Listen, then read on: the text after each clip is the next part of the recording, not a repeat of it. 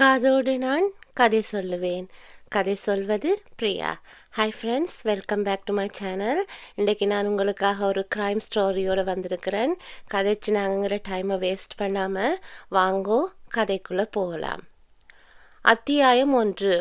குருபாதசாமி டெலிஃபோனை ஒரு கையிலும் வயரை இன்னொரு கையிலும் பிடித்து கொண்டு அபிநயாவின் அறைக்குள் நுழைந்த போது அவள் ட்ரெஸ்ஸிங் டேபிளுக்கு முன்னாடி உட்கார்ந்து உதட்டில் லிப்ஸ்டிக் தீட்டிக் கொண்டிருந்தாள். அபி, உனக்கு டெலிஃபோன் அம்மா. லைன்ல யார் சார்? கிரிஜா கிரியேஷன்ஸ் அப்பாத்துரை. நான் வீட்டில் இருக்கேன்னு சொல்லிட்டீங்களா? ஆமாம்மா. பாவம், நொந்து போன மனுஷன். காலையிலேருந்து இதுவரைக்கும் மனுஷன் 7வது தடவையாக ஃபோன் பண்ணிட்டான். ஒவ்வொரு தடவையும் இல்லேன்னு சொல்ல மனசுக்கு கஷ்டமாக இருந்தது.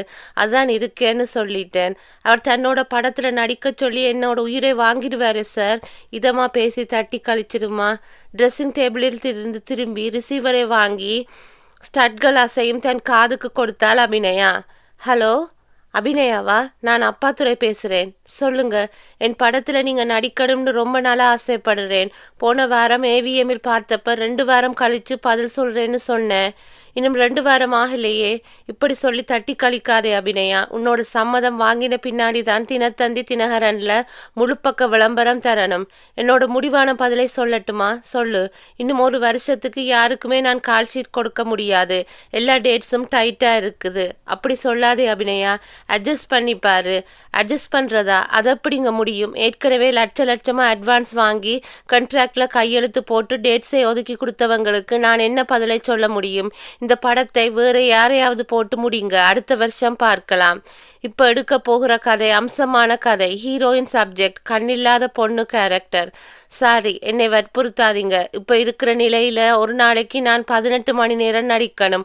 உங்கள் அடுத்த படத்தில் கண்டிப்பாக நான் நடிக்கிறேன். ரிசீவரை வைத்து விட்டு மறுபடியும் ட்ரெஸ்ஸிங் டேபிள் பக்கம் திரும்பினாள் அபிநயா. குருபாதசாமி கேட்டார். என்னம்மா இப்படி சொல்லிட்ட? ஏன் சார்? அடுத்த மாதம் ஒரு 10 நாள் கால் ஷீட் ஃப்ரீயாக தானே இருக்குது. அது எனக்கு தெரியும். ஆனால் அப்பாத்துரை படத்தில் நடிக்க நான் விரும்பலை. இதுவரைக்கும் அவர் எடுத்த 3 படங்களோட டைட்டில் சேம் சொல்லுங்க பார்க்கலாம். குருபாதசாமி சில வினாடிகள் யோசித்து விட்டு சொன்னார். ராத்திரி பசி, சதி செய்வாள் சாந்தா, கன்னியின் காமம். இண்டஸ்ட்ரியில் அவருக்கு என்ன பேரு? ராத்திரி நேர டைரக்டர். ஃபீல்டில் எனக்கு இருக்கிற இமேஜுக்கு அப்பாத்துரை படத்தில் நடித்தா ரசிகர்கள் ஒத்துக்குவாங்களா? நீ சொல்கிறது சரிதாம்மா. 1க்கு 2 பணம் கிடைக்குமே. குரு சார், என்னை பற்றி உங்களுக்கு தெரியும். நடிக்க வந்த ஆரம்ப காலத்திலையும் சரி, வளர்ந்து விட்ட இந்த நிலையிலும் சரி, பணம் எனக்கு 2ஆம் பட்சம்தான். அப்பாத்துரை மாதிரியான ஆட்களாலே சினிமா தொழிலோட பேரே கெட்டு வருது. சென்சாரில் அவர் படம் எவ்வளவு வெட்டு வாங்குதுன்னு உங்களுக்கு தான் தெரியுமே. குருபாதசாமி சிரித்து கொண்டிருக்கும் போதே கையில் இருந்த டெலிஃபோன் மறுபடியும் கனைத்தது. அவரே ரிசீவரை எடுத்து கேட்டார். ஹலோ. செவி மடுத்தவர் ரிசீவரின் டெலிஃபோனின் மிச்சங்களையும் அபிநயாவிடம் கொடுத்தபடி புன்னகைத்தார். உன்னோட கோபி. மலர்ந்தார். போய் ரிசீவரையும் வாங்கினாள் அபிநயா. இரும்மா, நான் வெளியே போயிடுறேன். கட்டிக்க போகிறவனோட பேசுகிறப்ப நானே இருக்கணும் சொல்லிக்கொண்டே குருபாதசாமி அறையை விட்டு வெளியே வந்து ஹாலுக்குள் நுழைந்தார். ஹால் சோஃபாவில் ஜோல்னா பையும் காமிராவுமாய் ஒரு இளைஞன் உட்கார்ந்து நகம் கடித்து கொண்டிருந்தான். குருபாதசாமியை பார்த்ததும் எழுந்தான்.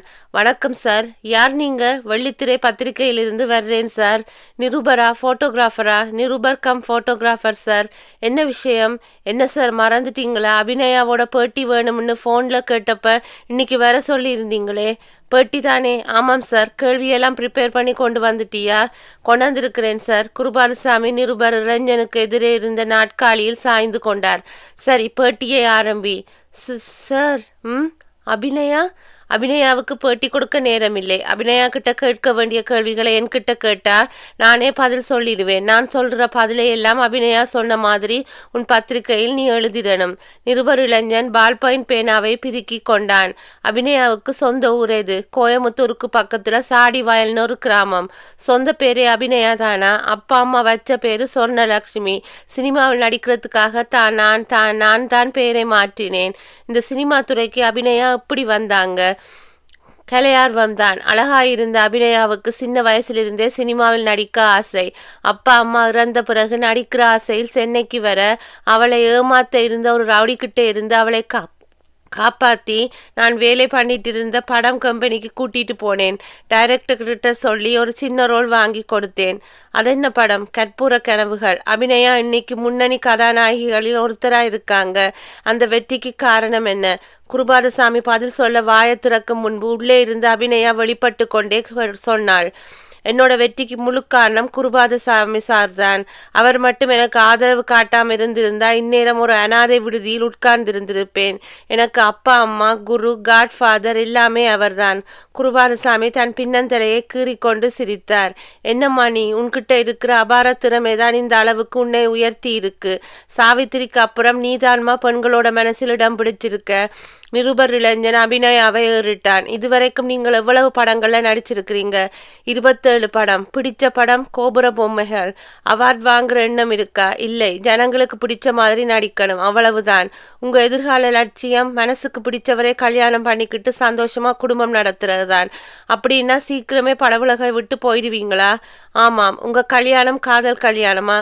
அப்படியும் வச்சுக்கலாம். இந்த அதிர்ஷ்டசாலி யாருன்னு தெரிஞ்சுக்கலாமா? இப்போதைக்கு வேண்டாம். கேமராமேன் கோபியா?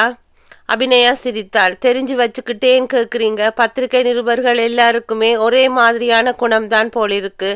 குருபாதசாமி நிருபரை கிளப்பினார். பேட்டி அவ்வளவுதான், நீ கிளம்பலாம். சார், இனி ஒரே ஒரு கேள்விதான். ஒரு கேள்வியும் வேண்டாம், அரை கேள்வியும் வேண்டாம். நீ முதல்ல கிளம்பு. அபிநயா ஏவிஎம்முக்கு போகணும். ரெட்டியார் படம் லேட்டா போனா கெட்ட வார்த்தையால திட்டுவாரு. அபிநயா கிளம்பம்மா. குருபாதசாமி சொல்லிக்கொண்டே எழுந்து போர்ட்டிகோவில் நின்றிருந்த காரை நோக்கி போனார். நிருபர் அபிநயாவிடம் கெஞ்சினார். ஒரே ஒரு கேள்வி, சீக்கிரம் கேளுங்க. உங்களுக்குத்தான் ஹீரோ முரளிதரனுக்கும் ஏதோ கிசுகிசுவாமே. செருப்பாலே அடிப்பேன். நிருபர் திகைக்க அபிநயா உருமினாள். செருப்பை கலட்டுறதுக்கு முன்னாடி போயிடு. நிருபர் பயந்த கண்களோடு பின்வாங்கி போர்ட்டிகோவை நோக்கி போய்கொண்டிருக்கும் போதே உள்ளே டெலிஃபோன் கூப்பிட்டது. வேகமாய் போய் ரிசீவரை எடுத்தாள். ஹலோ? ஒரு பெண் குரல் கேட்டது. யாரு? நான் கமலம். கமலமா? எந்த கமலம்? என்ன சொன்ன லக்ஷ்மி? என்னை மறந்துட்டியா? நான் தான் சாடிவயல் கமலம், உன்னோட 5 வயசு குழந்தையை வளர்த்துட்டு இருக்கிற கமலம். அபிநயாவின் முகம் மாறியது. அத்தியாயம் 2. ஏய், யார் நீ? என்ன உளர்ற? அபிநயா ஆத்திரமாய் ஆவேசமாய் கேட்டுக்கொண்டிருக்கும் போதே குருபாதசாமி உள்ளே வந்தார். என்னப்பா அபிநயா, ஃபோன்ல யாரு? மறுபடியும் அப்பாத்துறையா? இல்லை சார், யாரோ சாடி வயல் கமலாவாம். என்னென்னமோ பேசுறா. ரிசீவரை என்கிட்ட கொடுமா. அவள் கொடுக்க வாங்கி ஹலோ என்றார் குருபாதசாமி. மறுமுனையில் ரிசீவர் டொக்கென்று வைக்கப்படும் சத்தம் கேட்டது. Hello hello. என்கேஜ் பட்டனை 2 முறை தட்டிவிட்டு எந்த சத்தமும் வராமல் போகவே ரிசீவரை வைத்தார். என்ன சார்? ரிசீவரை வச்சுட்டா. அவ உன்கிட்ட என்ன பேசினாமா? என்னை சொர்ணலட்சுமின்னு கூப்பிட்டா. என்னோட 5 வயது குழந்தையை அவ வளர்த்துக்கிட்டு இருக்காளாம். என்னது, குழந்தையா? ஆமாம் சார், ராங் நம்பராக இருக்கும். இல்லை சார், என்னோட பழைய பேர் சொர்ணலட்சுமின்னு கூப்பிட்டு ரொம்பவும் தெரிஞ்ச மாதிரி பேசினா. அவள் பேர் என்ன சொன்ன? சாடி வயல் கமலம். பொறாமை பிடிச்சவங்க யாரோ உன்னோட மன நிம்மதியை கெடுக்கிறதுக்காக இப்படி ஃபோன் பண்ணியிருக்காங்கன்னு நினைக்கிறேன். இது விளையாட்டு மாதிரி எனக்கு தோணலை சார். அப்படின்னா உனக்கு 5 வயசுல குழந்தை இருக்கா? இல்லை. சாடி வயல் கமலத்தை உனக்கு தெரியுமா? தெரியாது. அப்புறம் இது விளையாட்டு இல்லாமல் வேறு என்ன? இதோ பாரமா அபிநயா, இன்னைக்கு மார்க்கெட்டில் நீ நம்பர் 1. இது பொறுக்காம உன்னோட மன நிம்மதியை கெடுக்கிறதுக்காக யாரோ பண்ணுற சில்மிஷம் இது. இந்த மாதிரியான நேரங்களில் தான் டென்ஷன் காட்டாமல் அமைதியாக இருக்கணும். வந்து வண்டியில ஏறு. ஸ்டூடியோவில் எல்லோரும் காத்துட்டு இருப்பாங்க. அபிநயா காரை நோக்கி நடந்தாள். மனசுக்குள் ஒரு கனம் ஏறி இருந்தது. அத்தியாயம் 3. மறுநாள் காலை 11 மணி. ஹீரோ வராததால் ஷூட்டிங்கை கேன்சல் செய்துவிட்டு வீடு திரும்பிய அபிநயா குளிக்கலாமா என்று யோசித்த வினாடி குருபாதசாமி பக்கத்து அறையிலிருந்து வெளிப்பட்டார். அம்மா அபிநயா. என்ன சார்? இன்னைக்கு சாயந்தரம் 5 மணிக்கு நீயும் பொம்மையும் நானும் பொம்மை படத்தோட 100வது நாள் விழா. ஞாபகம் இருக்குல்ல? இருக்கு சார். விழாவில் நீயும் 2 நிமிஷம் பேசணும்னு படத்தோட ப்ரொடியூசர் ஆசைப்படுறார். சின்னதாக ஒரு ஸ்பீச்சை ப்ரிப்பேர் பண்ணி தரட்டுமா? வேண்டாம் சார், எனக்கு மேடை ஏறினாலே பேச்சு வராது. பேசுகிறவங்க பேசட்டும், நான் ஷீல்டை மட்டும் வாங்கிக்கிறேன். இப்போ இருந்தே பேசி பழகம்மா. அப்போத்தான் நாளைக்கு ஒரு கட்சியை ஆரம்பித்து தலைவியாக முடியும். இந்த விவகாரம் எல்லாம் எனக்கு வேண்டாம் சார். 2 வருஷம் நடிச்சுட்டு கோபியை கல்யாணம் பண்ணிக்கிட்டு குடும்ப வாழ்க்கையில் செட்டில் ஆயிடுறது தான் என்னோட எண்ணம். வாசலில் கார் ஹாரன் சத்தம் கேட்டது. குருபாதசாமி புன்னகையோடு சொன்னார், உன்னோட கோபிதான் வர்றார். மனுஷனுக்கு 100 வயசு. நீ கோபின்னு சொல்லிட்டு இருக்கும் போதே வர்றாரே. கோபி உள்ளே வந்தான். மஞ்சள் நிற பேகி ஷர்ட், சாயம் போன ஜீன்ஸ் பேண்ட், தங்கத்தை உரசி விட்ட மாதிரியான நிறம், அடர்த்தியான தலைக்கேசம், மூக்கு நுனியில் நிற்கும் குளிர் கண்ணாடி, இவைகளோடு சரத்பாபுவை நினைவுபடுத்தினான். வாங்க தம்பி, அபிநயா இப்பத்தான் உங்களை பத்தி பேசிட்டு இருந்தது. கோபி சிரிப்போடு அபிநயாவை ஏறிட்டான். என்ன அபிநயா, உன்னோட காட்ஃபாதர் சொல்றது சரியா? ஆமாம். என்ன பேசிட்டு இருந்த? ரூமுக்கு வாங்க சொல்றேன். கோபியை அழைத்து கொண்டு தன்னுடைய அறைக்கு போனாள் அபிநயா. குருபாதசாமி ஹாலுக்குள் நுழைந்து முன்புறம் வந்தபோது போஸ்ட்மேன் போர்ட்டிகோ படிகளில் ஏறிக்கொண்டிருந்தான். என்ன மயில்சாமி, இன்னைக்கு தபால் லேட்டு? எல்லா ட்ரெயினும் இன்னைக்கு லேட்டு சார். மூட்டையை பிரித்து ஸ்டார்ட் பண்ண இவ்வளவு நேரம் ஆயிடுச்சு. 2 தபால் கட்டுகளை நீட்டினார். என்ன தபால் குறைச்சலா இருக்கு? இன்னைக்கு இவ்வளவுதான் சார். மத்தியான தபாலில் நிறைய வரும். குருபாதசாமி தபால் கட்டுக்களை வாங்கி கொண்டு தன்னுடைய அறைக்குள் போய் பிரித்தார். 70% தபால் கார்டுகள், 20% இன்லண்ட் கவர்கள், மீதி கவர்கள் ரசிகர்களின் கடிதங்களை ஒரு பக்கமாய் தள்ளி வைத்தவர் கவர்களை புரட்டி ஃப்ரம் அட்ரஸை பார்த்தார். பார்த்து கொண்டே வந்தவர் கமலா சாடி வயல் என்ற பெயரை பார்த்ததும் அதை மட்டும் வெளியே எடுத்து பிரித்தார். கடிதம் நிறைய எழுத்து பிழைகளோடு கோணல் மாணலாய் பென்சிலால் எழுதப்பட்டிருந்தது. பழைய வாழ்க்கையை மறந்துவிட்ட அபிநயாவுக்கு, உன் சிநேகிதி சாடி வயல் கமலா எழுதி கொண்டது. போனில் பேசும் போதெல்லாம் என்னை நீ தெரியாத மாதிரி காட்டிக் கொள்கின்றாய். எனவேதான் இந்த கடிதம். உன் மகன் அரவிந்தன் இப்போது UKG படித்து கொண்டிருக்கின்றான். பெற்று போட்டதோடு உன் கடமை முடிந்து விட்டது என்று நினைத்து நீ போய்விட்டாய். ஆனால் நான் இப்போது கஷ்டப்பட்டு அவனை வளர்த்து கொண்டிருக்கின்றேன். நான் எனக்காக எந்த உதவியும் கேட்கவில்லை. உன் மகனுக்காக நீ ஏதாவது உதவக்கூடாதா? இன்றைக்கு நீ செல்வத்தோடு புரண்டு கொண்டிருந்தாலும் பழையதை மறந்திருக்க மாட்டாய் என்று இன்னமும் நம்பிக்கொண்டிருக்கின்றேன். நானும் உன் குழந்தை முன்னை தேடிக்கொண்டு அங்கே வரும் முன் நீ எங்களை தேடி வருவாய் என்று நம்புகின்றேன். இப்படிக்கு சாடி வயல் கமலா. கடிதத்தை படித்து முடித்த அதே வினாடி அரைவாசல் அருகே நடை சத்தம் கேட்டது. கடிதத்தை சட்டென்று மேஜையின் இழுப்பறைக்குள் தள்ளிவிட்டு நிமிர்ந்தார் குருபாதசாமி. கோபியும் அபிநயாவும் உள்ளே வந்தார்கள். அபிநயா கேட்டாள், என்ன சார், லெட்டர்ஸ் வந்தாச்சா? இப்பதாம்மா வந்தது. முக்கியமான லெட்டர்ஸ் ஏதாவது? ஒண்ணுமில்லையம்மா, வழக்கமான ரசிகர்கிட்ட இருந்து வர்ற லெட்டர்ஸ் தான். சரி, நானும் கோபியும் கொஞ்சம் வெளியே போயிட்டு வந்துடுறோம் சார். வேறு ஒண்ணுமில்லை, ஷாப்பிங் தான். போயிட்டு மத்தியானம் 1 மணிக்குள்ளே வந்துடுவோம். கோபி இன்னைக்கு நம்ம வீட்டில் தான் லஞ்ச் சாப்பிட போறார். தலையாட்டிய குருபாதசாமி அவர்கள் காரில் ஏறி கம்பவுண்ட் கேட்டை தாண்டியதும் மறுபடியும் மேஜை நிலுப்பறையை திறந்து அந்த லெட்டரை எடுத்து படித்தார். அவருடைய உதடுகள் லேசாய் முணுமுணுத்தன. சாடி வயல் கமலம். அத்தியாயம் 4. செழியன் கையில் இருந்த ரிவால்வரை உயர்த்தி எதிரில் இருந்த தன் மனைவி உதயாவை குறிபார்த்தான். அவள் படுக்கையில் மெல்லாந்தபடி அவனை பார்த்தாள். செழியன் சிரித்தபடியே கேட்டான், என்ன ரெடியா? உதயா கண்ணை சிமிட்டினாள். ரெடிதான். ட்ரிகரை சுண்டட்டுமா? செழியன் ட்ரிகரை சுண்டினான். டப் என்ற சத்தத்தோடு ரிவால்வர் இருமியது. சத்தம் கேட்ட அடுத்த வினாடியே உதயாவின் மார்பில் ரத்தம் கொப்பளித்தது. அவள் கட்டில் நின்றும் துள்ளி விழுந்தாள். கைகளையும் கால்களையும் லேசாய் உதறிக்கொண்டு துடித்தாள். செழியன் மெல்ல நடந்து வந்து அவள் அருகில் மண்டியிட்டு உட்கார்ந்தான். துடிப்பு போதாது, முகத்துல வலியோட அழுத்தம் தெரியணும். மார்புள்ள தோட்டா பாய்ஞ்சிருக்கு. மூச்சு இறைக்கணும். மூச்சு இறைத்தாள் உதயா. அப்படித்தான். இப்படி மூச்சு இறைச்சுக்கிட்டே டயலாக்கை டெலிவரி பண்ணணும். பண்ணு பார்க்கலாம். கண்கள் பாதி சொருக, உதடுகள் கோணி பேசினாள் உதயா. நீ போயிடு. இந்த இடத்துல நிக்காதே. இங்கே வந்ததை யார்கிட்டையும் சொல்லாதே. ஃபைன் என்ற செழியன் உதயாவை அணைத்து கொண்டான். இதே மாதிரி பண்ணினால் போதும்.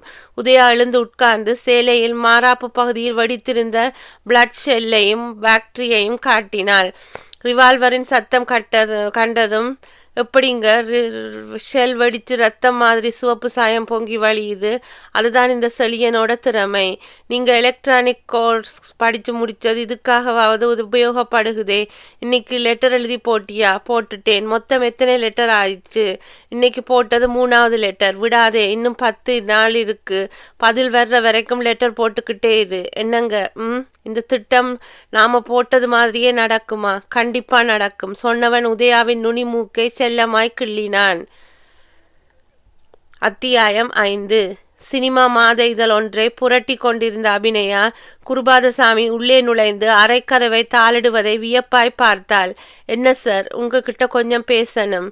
கையில் இருந்த சினிமா இதழை பக்கத்தில் இருந்த கட்டிலின் மேல் போட்டுவிட்டு ஆச்சரிய மகளாத பார்வையோடு கேட்டாள். என்ன பேசணும்? குருபாதசாமி தான் அணிந்திருந்த கண்ணாடியை கலற்றி கொண்டே அவளுக்கு எதிரே இருந்த ஸ்டூலின் மேல் உட்கார்ந்தார். மெல்லிய குரலில் கேட்டார். இந்த சினிஃபீல்டில் இவ்வளவு உயரத்துக்கு உன்னை கொண்டு வந்து விட்டது யாரு? என்ன சார் இப்படி கேட்குறீங்க? இண்டஸ்ட்ரியில் யாரை கேட்டாலும் நான் இந்த அளவுக்கு வளர்ந்ததுக்கு காரணம் நீங்க தான்னு சொல்வாங்களே. உனக்கு செக்ரட்டரி, காட்ஃபாதர், கார்டியன் எல்லாமே நான் தானே. சந்தேகமே இல்லை, எல்லாமே நீங்க தான். நான் உங்ககிட்ட இருந்து ஏதாவது உண்மைகளை மறைச்சிருக்கேனா? இல்லை, நீ மட்டும் மறைச்சிருக்கியே, அது ஏன்? நான் மறைச்சேனா? எதே சார்? உனக்கு ஒரு குழந்தை இருக்கிறதே சார். உட்கார்ந்திருந்த அபிநயா சரையில் என்று கோபமாய் எழுந்து நின்றாள். எனக்கு குழந்தை இருக்குன்னு உங்களுக்கு யார் சொன்னது? குருபாதசாமி தன் கையில் மடித்து வைத்திருந்த கடிதத்தை காட்டினார். இதை படிச்சு பாரு. அபிநயா அதை வாங்கி அவசர அவசரமாய் படித்து விட்டு நிமிர்ந்தாள். இந்த சாடி வயல் கமலம் யாருன்னே எனக்கு தெரியாது. அன்னைக்கு ஃபோன் பண்ணி இன்னைக்கு லெட்டர் எழுதி இருக்கா, அவ்வளவுதான். இந்த லெட்டரை நீங்க நம்பிட்டீங்களா சார்? நான் நம்பல. ஒருவேளை உண்மையா இருக்குமோன்னு சந்தேகம், அவ்வளவுதான். ஏன்னா உன்னை மாதிரியான அழகான பெண்கள் காதல்ல விழுறதும் ஏமாந்து போறதும் சகஜம்தான். அப்படி ஏமாந்து போயிருக்கலாமோன்னு மனசுக்குள்ளே ஒரு சின்ன தீப்பொறி, அவ்வளவுதான். அவர் பேசிக்கொண்டிருக்கும் போதே அபிநயா அருகில் இருந்த டெலிபோனை இழுத்து ரிசீவரை எடுத்துக்கொண்டு டயலை சுற்றி ரிங் போய் இணைப்பு கிடைத்ததும் பேசினாள். ஹலோ டாக்டர் மங்கேக்கரசி, நான் நடிகை அபிநயா பேசுகிறேன். ஒரு 10 நிமிஷம் என்னோட வீடு வரைக்கும் வந்துட்டு போக முடியுமா? Please come. ரிசீவரை வைத்துவிட்டு குருபாதசாமியை ஏறிட்டாள் அபிநயா. டாக்டர் மங்கேக்கரசிக்கு ஃபோன் பண்ணியிருக்கேன், இப்போ அவங்க வந்துடுவாங்க. எதுக்கு டாக்டர்? ஒரு பெண்ணுக்கு குழந்தை பிறப்பு நிகழ்த்தி இருந்தா இல்லையாங்கிறதே டாக்டர்ஸ் கண்டுபிடிச்சிட்டு சொல்லிடுவாங்க. டாக்டர் மங்கேக்கரசி வரட்டும், என்னோட உடம்பை செக் பண்ணட்டும், நான் தாயானவளா இல்லையாங்கிறதை அவர் சொல்லுவார். குருபாதசாமி பதற்றமாய் தலையாட்டினார். வேண்டாமா, நான் உன்னை நம்புறேன். இந்த லெட்டர்ல இருக்கிற வாக்கியங்கள் ஒரு லெட்டர்ல நினைச்சு அந்த சந்தேகத்தை கேட்டேன், அவ்வளவுதான். அபிநயா புன்னகைத்தாள். சார், எனக்கு ஒரு கணவன் இருந்தாலோ குழந்தை இருந்தாலோ அதை எதுக்காக மறைக்கணும்? அந்த சாடி வயல் கமலம் யாருன்னு நிஜமாவே எனக்கு தெரியாது. நம்ம 2 பேருக்கும் நடுவில் குழப்பத்தை உண்டாக்குறதுக்காக யாரோ செஞ்சிட்டு இருக்கிற சில்மிஷம் இது. இதே மாதிரி இனி ஒரு தடவை லெட்டரோ ஃபோன் காலோ வந்தா போலீஸில் கம்ப்ளைண்ட் பண்ணிட வேண்டியதுதான். வேண்டாமா, இந்த விவகாரத்தை கண்டும் காணாதபடி விட்டுறது தான் பெட்டர். விஷயம் போலீஸ் வரைக்கும் போனால் அது அங்கிருந்து எல்லா பத்திரிகைகளுக்கும் போயிடும். அப்புறம் போய் நிஜமாயிடும், வதந்திகள் சத்தியமாயிடும். இந்த சாடி வயல் கமலம் விஷயத்தை நீங்க பெருசா எடுத்துக்கல, என்னாலும் நான் எடுத்துக்கல. இப்போ டாக்டர் வந்ததும் என்னம்மா சொல்ல போற? அபிநயா புன்னகைத்தாள். ஒரு ஜெனரல் செக்கப் பண்ணிக்க போறேன். குருபாதசாமி கையில் இருந்த கடிதத்தை சுக்கல் சுக்கலாய் கிழித்து பக்கத்தில் இருந்த வேஸ்ட் பின்னில் போட்டார். உன்னோட மனசை ஹர்ட் பண்ணி இருந்தால் very very sorry Abhinaya. Sir, இந்த உலகத்தில் நீங்கள் நான் எனக்கு எல்லாமே. உங்களுக்கும் எனக்கும் இருக்கிற பாச உணர்ச்சியை சில பத்திரிகைக்காரங்க கொச்சைப்படுத்தி எழுதியிருக்காங்க. அதையெல்லாம் நீங்களும் சரி நானும் சரி என்னைக்கும் பொருட்படுத்தினதில்லை. அதே மாதிரி தான் இந்த சாடி வயல் கமலம் விஷயத்தையும் இக்னோர் பண்ணணும். இக்னோர் பண்ணுறது மட்டுமில்லை அபிநயா, இந்த சில்மிஷ வேலைக்கு பின்னாடி இருக்கிற சில்லறைகள் யாருங்கிறதையும் நாம் கண்டுபிடிக்கணும். போர்ட்டிகோவில் கார் என்ஜின் ஓயும் சத்தம் கேட்டது. டாக்டர் மங்கேக்கரசி வந்துட்டாங்கன்னு நினைக்கிறேன். ஃபோன் பண்ணினதுக்கு உண்மை காரணத்தை சொல்லிடாதேம்மா. நீங்க என்னை நம்புறீங்களா? நம்புறேன் சொல்லி சிரித்து கொண்டே வெளியேறினார் குருபாதசாமி. அத்தியாயம் 6. செழியன் கேட்டான். என்ன உதயா, லெட்டரை இன்னுமா எழுதுற? ஆச்சு, முடிச்சிட்டியா? படி பார்க்கலாம். உதயா பேனாவை மூடி வைத்துவிட்டு கடிதத்தை எடுத்து செழியனுக்கு மட்டும் கேட்கிற தொனியில் படிக்க ஆரம்பித்தாள். என் அன்புள்ள தோழி அபிநயாவுக்கு இது என் 4வது கடிதம். இதற்கு முன் நான் உனக்கு எழுதிய 3 கடிதங்களும் கிடைக்க பெற்றிருப்பா என்று நினைக்கின்றேன். ஆனாலும் உன்னிடமிருந்து எனக்கு இதுவரைக்கும் பதில் வரவே இல்லை. இதற்காக நான் உன் மீது கோபம் கொள்ளப் போவதில்லை. உன்னிடமிருந்து பதில் பெறும் வரைக்கும் என் கடிதம் போரோயாது. என்னுடைய கடிதங்களை உன்னுடைய பார்வைக்கு வைக்கப்படுகின்றதா என்பதிலேயே எனக்கு சந்தேகம் உண்டு. இந்த 4வது கடிதத்தை ஒருவேளை நீ படிக்க நேர்ந்தால் என் விண்ணப்பம் இதுதான். நீயும் நானும் ஆலாத்துறை ஆரம்ப பாடசாலையில் ஒன்றாக படித்தவர்கள். இன்றைக்கு நான் ஒரு சாதாரண பெண், ஆனால் நீ அப்படி இல்லை. ஆகாயத்து சந்திரன் மாதிரி அனைவரின் பார்வையிலும் பட்டு கொண்டிருக்கிற பெண். எனக்கு ஒரு ஆசை, நீ என்னுடைய வீட்டுக்கு ஒரு நாள் வர வேண்டும். நான் இருப்பது ஊட்டிக்கு மேலே நடுவட்டம் என்கிற ஊரில். கீழே என்னுடைய முழு விலாசத்தையும் கொடுத்திருக்கிறேன். என் கணவர் வெளியூரில் வேலை. மாதத்திற்கு 2 தடவை ஊருக்கு வந்துவிட்டு போவார். பெரும்பாலான நாட்கள் எனக்கு தனிமைதான். இனி என் கோரிக்கைக்கு வருகின்றேன். புகழின் உச்சாணியில் இருக்கும் நீ என் வீட்டில் ஒரு நாளாவது தங்க வேண்டும். நீயும் நானும் சிறுமிகளாக இருந்தபோது நடைபெற்ற சம்பவங்களை அசை போட வேண்டும். நீ என் வீட்டில் தங்கியதை, என்னோடு ஒன்றாய் உட்கார்ந்து சாப்பிட்டதை என் கிராமத்து மக்கள் பூராவும் ஆச்சரியமாய் பார்க்க வேண்டும். ஊட்டியில் உனக்கு அடிக்கடி ஷூட்டிங் இருப்பதாக பேப்பரில் பார்க்கின்றேன். அடுத்த முறை நீ ஊட்டிக்கு வரும்போது என் வீட்டிற்கு வர வேண்டும். என் கோரிக்கையை நிறைவேற்ற வேண்டும் என்று அன்போடு கேட்டுக்கொள்கின்றேன். இப்படிக்கு உன் ஆரம்ப பள்ளி நாட்களின் இனிய தோழி. செழியன் மெல்ல கையை தட்டினான். அற்புதம், போஸ்ட் பண்ணிடலாமா? அத்தியாயம் 7. மாடியினின்றும் அபிநயா கீழே இறங்கி வர கூடவே நடந்தபடி குருபாதசாமி சொல்லிக் கொண்டிருந்தார். ஊட்டி போயிட்டு சரியா 20ஆம் தேதி புறப்பட்டு சென்னை வந்துருமா? அன்னைக்கு ராத்திரி ஹிந்தி பட ஷூட்டிங்குக்காக நாம மும்பைக்கு ஃப்ளைட் ஏறணும். டைரக்டர் திலகராஜ் ஒரு சோம்பேறி மனுஷன். உன்னோட 10 நாள் கால் ஷீட்டை ஒழுங்கா உபயோகப்படுத்திக்காம வேஸ்ட் பண்ணிடுவான். அப்புறம் இன்னும் 2 நாள் சேர்ந்து கால் ஷீட் கேட்பான். நீ ஒத்துக்காதே. அபிநயா புன்னகைத்தாள். நீங்கள் கவலைப்படாதீங்க சார். என்னோட கால் ஷீட் டேட்ஸ் முடிஞ்சதும் நான் பாட்டுக்கு காரில் புறப்பட்டு வந்துக்கிட்டே இருப்பேன். நான் ஊட்டியிலிருந்து திரும்புறதுக்குள்ளே நீங்கள் ஆடிட்டரோடு உட்கார்ந்து அக்கௌண்ட்ஸை பார்த்து ஐடிக்கு வேண்டிய ஸ்டேட்மெண்ட்ஸை ப்ரிப்பேர் பண்ணிடுவீங்கள் இல்லை? அது என்ன 2 நாள் வேலை தானே? நான் ஏதாவது பேப்பர்ஸ் கையெழுத்து போடணுமா சார்? நல்ல வேலை ஞாபகப்படுத்தினேம்மா. டைப் பண்ணின 4-5 ஸ்டேட்மெண்ட் காப்பியில் உன்னோட கையெழுத்து வேணும். கொண்டாங்க, போட்டுட்டு கிளம்புறேன். சோஃபாவில் சாய்ந்தாள். குருபாதசாமி வேக நடையில் பக்கத்து அறைக்குள் நுழைந்தார். அபிநயா கையில் இருந்த கர்ச்சீப்பால் மேலுதட்டில் அருமின வியர்வையை ஒற்றி கொண்டு காத்திருந்த போது டீபாயின் மேலிருந்த டெலிஃபோன் கிணுகிணுத்தது. ரிசீவரை எடுத்தாள். ஹலோ அபிநயா. ஆமாம், நான் டைரக்டர் திலகராஜ். என்ன சார், உனக்காகத்தான் வெயிட் பண்ணிட்டு இருக்கோம். ராம்குமார் வந்தாச்சா? வந்து 1/2 மணி நேரமாச்சு. இதோ புறப்பட்டுக்கிட்டே இருக்கேன். சீக்கிரமா வா, இல்லைன்னா ராம்குமாருக்கு சாமி வந்துடும். ரீசண்டாக ஒரு படம் 50 நாள் ஓடினதிலிருந்து ஆள் எக்கச்சக்க பந்தா. உன்னை மாதிரி ஜூப்ளி படம் கொடுத்தால் ஆள் எவரெஸ்ட் உச்சிக்கு போய் சம்மணம் போட்டு உட்கார்ந்துக்குவான். 10 நிமிஷத்தில் வந்துடுறேன். ரிசீவரை வைத்துவிட்டு சோஃபாவுக்கு சாய போன அபிநயா மறுபடி டெலிஃபோன் கிணுகிணுக்கவே ரிசீவரை எடுத்தாள். ஹலோ, யாரு? நான் சாடிவயல் கமலம். உன்னோட குழந்தையை நான் படாத பாடுபட்டு வளர்த்துட்டு இருக்கேன். ஆனால் நீயோ? அவள் பேசிக்கொண்டிருக்கும் போதே குருபாலசாமி பக்கத்து அறையிலிருந்தும் ஃபைலோடு வெளிப்பட அபிநயா ரிசீவரின் வாயை மூடிக்கொண்டு அவரிடம் சொன்னாள். சார், அந்த சாடிவயல் கமலம் பேசுறா. ஃபைலை டீப்பாயின் மேல் வைத்துவிட்டு ரிசீவரை வாங்கினார் குருபாதசாமி. ஹலோ, யார் அது? நான் சாடிவயல் கமலம். ஏய், உனக்கு என்ன வேணும்? எதுக்காக டெலிஃபோன் பண்ணுற? லெட்டர் போடுற? கத்தினார். அபிநயா மகன் என்கிட்டே இருக்கான். மகன் இருந்தா கொண்டு வந்து விட்டுவிடு. நாங்க வளர்த்துட்டு போறோம். இந்த பிளாக்மெயில் வேலையெல்லாம் என்கிட்ட வேண்டாம். வையடி போனை. சாடி வயல் கமலமாம். தைரியம் இருந்தால் முன்னாடி வாடி. படபடவென்று பொறிந்து விட்டு ரிசீவரை வைத்து விட்டார் குருபாதசாமி. இனிமேல் அவ ஃபோன் பண்ண மாட்டா. பெரிய தொல்லையா போச்சு. தொல்லைன்னு சொன்னதும் தான் ஞாபகம் வருது. உனக்கு உதயான்னு ஒரு சிநேகிதி இருக்காளாமா? உதயாவா? ஆமாம், உன் கூட 5வது வரைக்கும் ஆலாந்துறை ஸ்கூலில் படித்தவளாம். ஞாபகம் வருது. அவளுக்கு என்ன? உனக்கு தினசரி ஒவ்வொரு லெட்டர் போட்டு அவள் ஊருக்கு உன்னை கூப்பிட்டுக்கிட்டு இருக்கா. 10 நாளாக சதா தபாலில் வந்துட்டு இருந்த லெட்டர் இன்னைக்கு ரிஜிஸ்டர் தபாலில் வர ஆரம்பிச்சிருக்குது. சொல்லிக்கொண்டே ஷர்ட் பக்கெட்டில் வைத்திருந்த அந்த லெட்டரை எடுத்து நீட்டினார் குருபாதசாமி. அபிநயா வாங்கி பிரித்து படித்தாள். எனது அன்பான அபிநயாவுக்கு உன் தோழி உதயாவின் 11வது கடிதம்.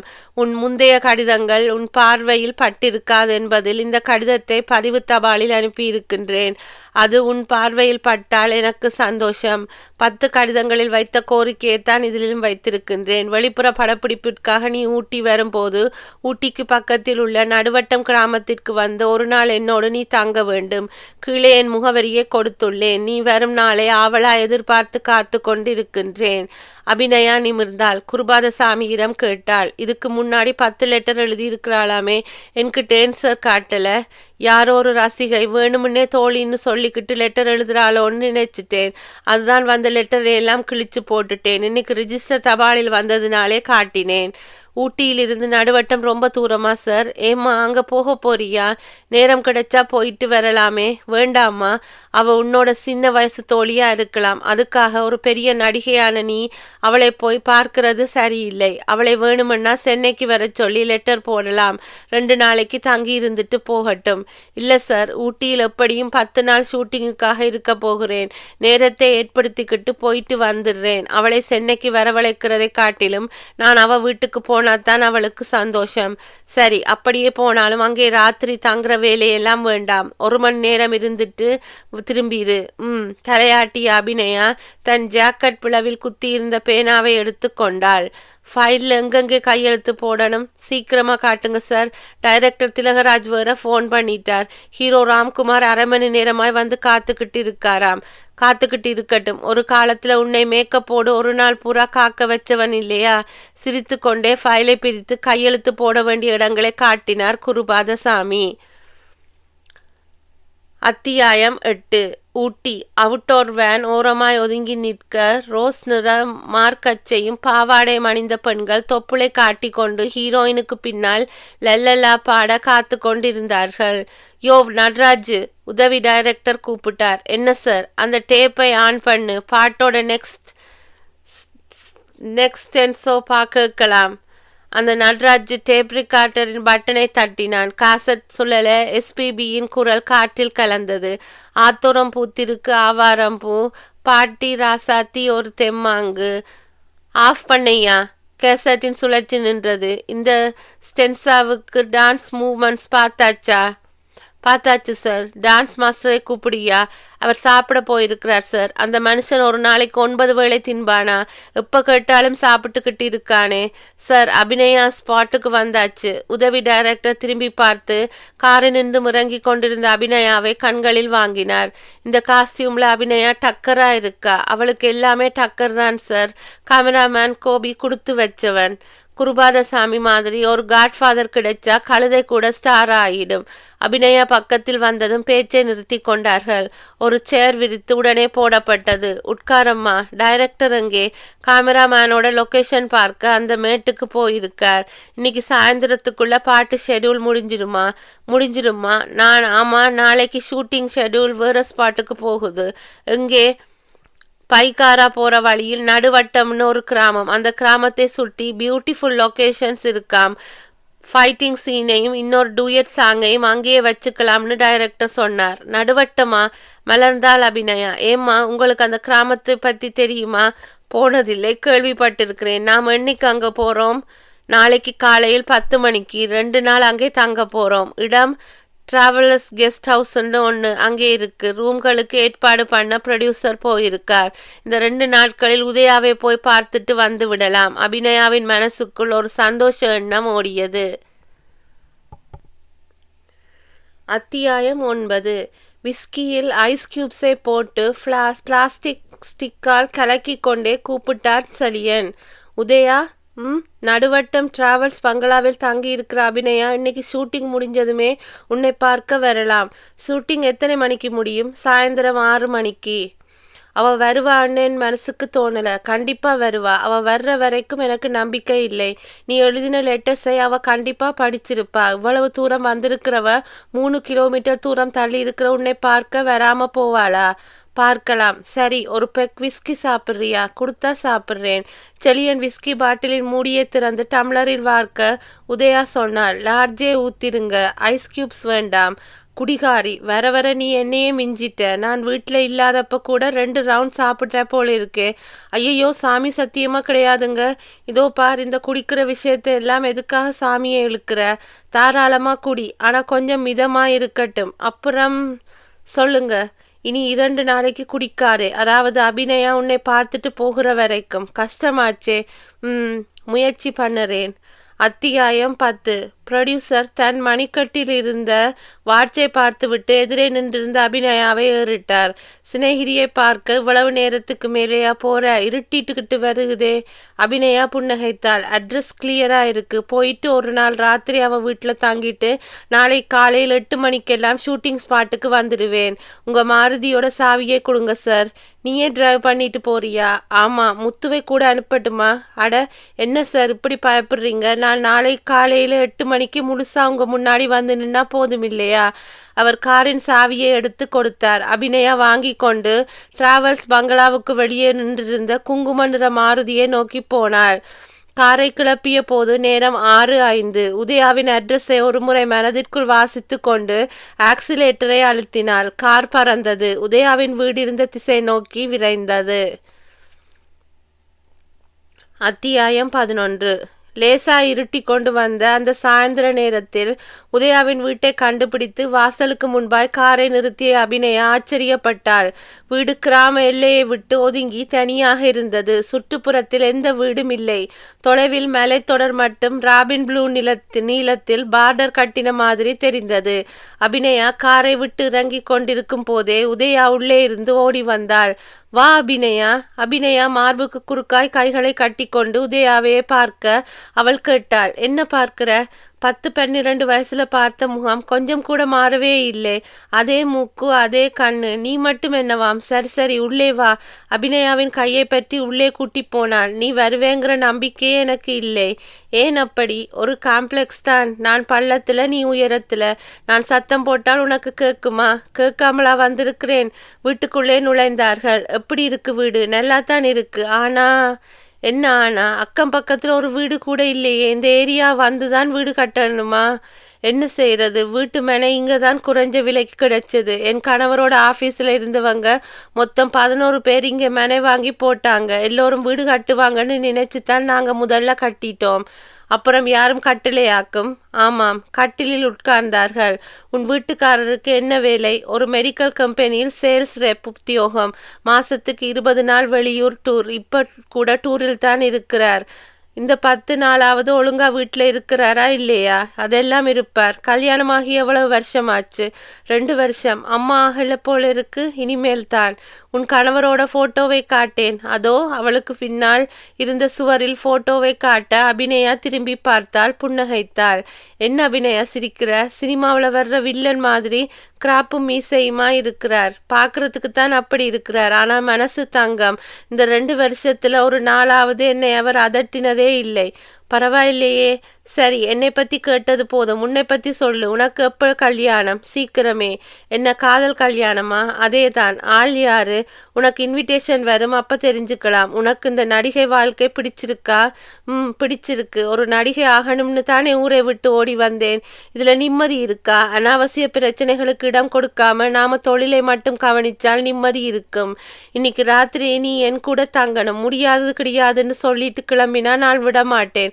கவலைப்படாதே. நீ விரட்டினாலும் நான் போக மாட்டேன். நாளைக்கு காத்தால 8 மணி வரைக்கும் எனக்கு அப்பாயின்மெண்ட் உன் கூடத்தான். தேங்க்ஸ். ராத்திரிக்கு என்ன சமையல் பண்ணட்டும்? உனக்கு பிடிச்சது எதுவா இருந்தாலும் சொல்லு. வெஜிடபிள் குருமா, சப்பாத்தி பண்ணிடுறேன். அத்தியாயம் 12. ராத்திரி 11 மணி வரைக்கும் அபிநயாவும் உதயாவும் பழைய நாட்களை பற்றி பேசிக்கொண்டிருந்து விட்டு போர்வைக்குள் போனார்கள். Good night. Good night. நாளை காலையில் என்னை 6 மணிக்கெல்லாம் எழுப்பி விடு உதயா. விட்டால் தூங்கிக்கிட்டே இருப்பேன். 8 மணிக்கெல்லாம் குளித்து சாப்பிட்டு விட்டு ஷூட்டிங் ஸ்பாட்டில் இருக்கணும். சரி, எழுப்பி விடுறேன். காலையில் என்ன டிஃபன் பண்ணட்டும்? வெங்காயம் நிறைய அரிஞ்சு போட்டு ரவா உப்புமா, தொட்டுக்க தேங்காய் சட்னி பேஷா பண்ணி போடுறேன். இதுக்கு பிரதி உபகாரமாக நீ என்னையும் ஷூட்டிங் ஸ்பாட்டுக்கு கூட்டிட்டு போகணும். ஷூட்டிங் பார்த்தா உனக்கு போர் அடிச்சிடும். பாட்டோட ஒரே வரியே திரும்ப திரும்ப எடுத்துக்கிட்டே இருப்பாங்க. பார்க்கணும்னு எனக்கு ஆசையா இருக்கு. சரி வா. அதற்கு பிறகு அமைதி. இருவரும் தூங்க ஆரம்பித்தார்கள். அபிநயாவுக்கு தூக்கம் சுலபத்தில் வரவில்லை. 12 மணி வரைக்கும் மணிக்கட்டில் இருந்த வாட்சை பார்த்து புரண்டு கொண்டே படுத்திருந்தாள். நேரம் கரைந்து 1 மணியை தொட்ட போதுதான் அபிநயாவின் கண்களை தூக்கம் அழுத்திற்று. கனவும் நினைவும் கலந்த நிலை. தூக்கமா இல்லை பிரமையா? அபிநயா இன்னமும் காண முயன்ற அதே வினாடி அந்த சத்தம் கேட்டது. டப். விழிகளை மலர்த்திய அபிநயா திகைப்பாய் எழுந்து உட்கார்ந்தாள். அதென்ன சத்தம்? பார்வையை உதயா இருந்த கட்டிலுக்கு கொண்டு போனவுடன் திடுக்கிட்டாள். உதயா கட்டில் நின்றும் சரிந்து கீழே விழுந்திருக்க இரத்தம் மார்பு பகுதியில் நின்றும் கொப்பளித்து கொண்டிருந்தது. உதயா! அபிநயா கட்டில் நின்று முறங்கி ஓடிப்போய் உதயாவின் அருகே குனிந்தாள். அவளுடைய தோள்களை பற்றி தூக்கினாள். உதயா, என்னாச்சு? அபிநயா. உதயா பேச திணறினாள். வாய் கோணியது. கண்களை கலவரமாய் சுழற்றினாள். அபிநயா, ஆபத்து. நீ இங்கிருந்து உடனே போயிடு. உதயா, உன்னை யார் இப்படி? பேசிட்டு இருக்காதே அபிநயா. நீ இங்கே இருக்கிற ஒவ்வொரு நிமிஷமும் ஆபத்து தான். போயிடு. கத்தலாய் சொன்ன உதயாவின் கண்கள் சட்டென்று நிலைத்தது. தலை ஒரு பக்கமாய் சரிந்தது. உதயா! அபிநயா உலுக்கினாள். உதயாவின் தலை சலனமில்லாமல் ஆடியது. ஆபத்து, போயிடு. உதயாவின் வார்த்தைகள் அசரீரியாய் மனசுக்குள் கேட்க அபிநயா இருதயத்தில் ஒரு குளிரோடு எழுந்தாள். உடம்பின் ஒவ்வொரு மயிர்காலும் சிலிர்த்து கொண்டது. மெல்ல பின்வாங்கி அரைக்கதவை திறந்து கொண்டு வெளியே வந்தாள். வெளியே ஹோவென்று நிசப்தம், கனமான பனிமூட்டம். அபிநயா ஓட்டமும் நடையுமாய் வாசல் கதவை திறந்து கொண்டு காருக்குள் ஓடி வந்தாள். காரின் கதவு பிளக்கிற மாதிரி திறந்து கொண்டு உள்ளே பாய்ந்து ஸ்டியரிங்கை பிடித்து இக்னிஷியனை உசுப்பினாள். என்ஜின் பற்றி கொண்டது. கிளச்சை விடுவித்து ஆக்சிலேட்டரை மிதித்தாள். கார் அடர்ந்த நடுநிசி வேளையில் இறக்கி கட்டி கொண்டது. அத்தியாயம் 13. கார் புறப்பட்டு போன சத்தம் கேட்டதும் வீட்டின் வெளிப்பக்க இருட்டில் மறைந்திருந்த செழியன் வேக வேகமாய் உள்ளே வந்தான். வாசக்கதவை தாளிட்டு கொண்டு உதயாவை நெருங்க அவள் எழுந்து உட்கார்ந்து முழங்காலை கட்டி கொண்டு புன்னகைத்தாள். போயிட்டாளா? சரி, நம்ம அடுத்த திட்டப்படி நாம் மைசூருக்கு போயிட வேண்டியது. நீங்கள் அபிநயா கிட்ட போய் உதயா அங்கேன்னு கேட்டு விஷயத்தை வெளியே கொண்டு வரணும், இல்லையா? இல்லை, பின்னே திட்டத்தில் ஒரு சின்ன மாறுதலா? என்ன மாறுதல்? நீ மைசூருக்கு போக போறதில்லை. பின்னே புண்ணியம் பண்ணியிருந்தால் சொர்க்கத்துக்கோ, பாவம் பண்ணியிருந்தால் நரகத்துக்கோ போக போற. உதயா முகம் மாறினாள். என்ன உளறீங்க? இது உளறல் இல்லை, நிஜம். நீ உண்மையாகவே செத்து போனாதான் நான் போட்டிருக்கிற திட்டத்துக்கு மதிப்பு. சொல்லிக்கொண்டே தன் பான் பாக்கெட்டில் இருந்த ரிவால்வரை எடுத்தான். உதயா நிலை குத்தினாள். வேண்டாங்க. அவள் மிரண்டு பின்வாங்கி கொண்டிருக்கும் போதே சுட்டான். தோட்டா மார்பில் பாய உதயாவின் உடல் மின்சாரம் பாய்ந்த மாதிரி துடித்து சரிந்தது. துடிப்பு ஓய்ந்து அவள் சடலமாகும் வரை காத்திருந்த செழியன் அவளுடைய உடம்பை இழுத்து கொண்டு போய் பாத்ரூமுக்குள் போட்டு ஷவரை லேசாய் திருப்பி விட்டாள். உதயா நனைய ஆரம்பித்தாள். அத்தியாயம் 14. காரை வேகமாய் ஓட்டிக்கொண்டு போய் ஒரு வட்டம் கெஸ்ட் ஹவுஸ் முன்பாக நிறுத்திவிட்டு மூச்சிரைத்தபடி ஸ்டியரிங்கின் மேல் சாய்ந்து கொண்டாள் அபிநயா. உடம்பு தன்னிச்சையாய் நடுங்கிக் கொண்டிருந்தது. இப்படி ஓடி வந்தது சரியா? உதயாவை யார் சுட்டது? ஆபத்து, போய்விடு என்று சொன்னாலே. என்ன ஆபத்து? போலீஸ் ஸ்டேஷனுக்கு போய் நடந்ததை சொல்லிவிடலாமா? வேண்டாம், இந்த போலீஸ் விவகாரத்திலெல்லாம் மாட்டிக்கொள்ளாதே. பேப்பரில் பெயர் நாறிவிடும். அபிநயா குரல் கேட்டு நிமிர்ந்தாள். ப்ரொடியூசர் கையில் சிகரெட்டோடும் விஸ்கியின் மிதப்போடும் நின்றிருந்தார். குளறலாய் கேட்டார். என்ன, சிநேகிதி வீட்டுக்கு போயிட்டு வந்துட்டியா? காலையில் தான் வருவேன்னு சொன்ன. அது வந்து திடீர்னு ஊருக்கு குழம்பி போயிட்டா. ஏதோ தந்தி வந்தது, யாரோ சொந்தக்காரங்க செத்துட்டாங்களாம். சொல்லிக்கொண்டே காரில் நின்று முறங்கினாள் அபிநயா. ப்ரொடியூசர் கையில் இருந்த சிகரெட்டை இருட்டில் சுண்டினார். சிரித்தார். வந்தது நல்லதா போச்சு. வா, நாம ரூமுக்கு போலாம். தூக்கம் பெறாம அவஸ்தையாய் பட்டுக்கிட்டு இருக்கிறேன். நான் என்னோட ரூமுக்கு போறேன். அட, நான் சொல்றது புரியலையா? புரியுது. புரிஞ்சதுனால்தான் பேசுறேன். அபிநயா, என்னோட அடுத்த படத்துக்கும் நீதான் ஹீரோயின். பெரிய பட்ஜெட் படம், சினிமா ஸ்கோப், 1 மாசம் ஃபாரின் டூர். ஹீரோ யார் தெரியுமா?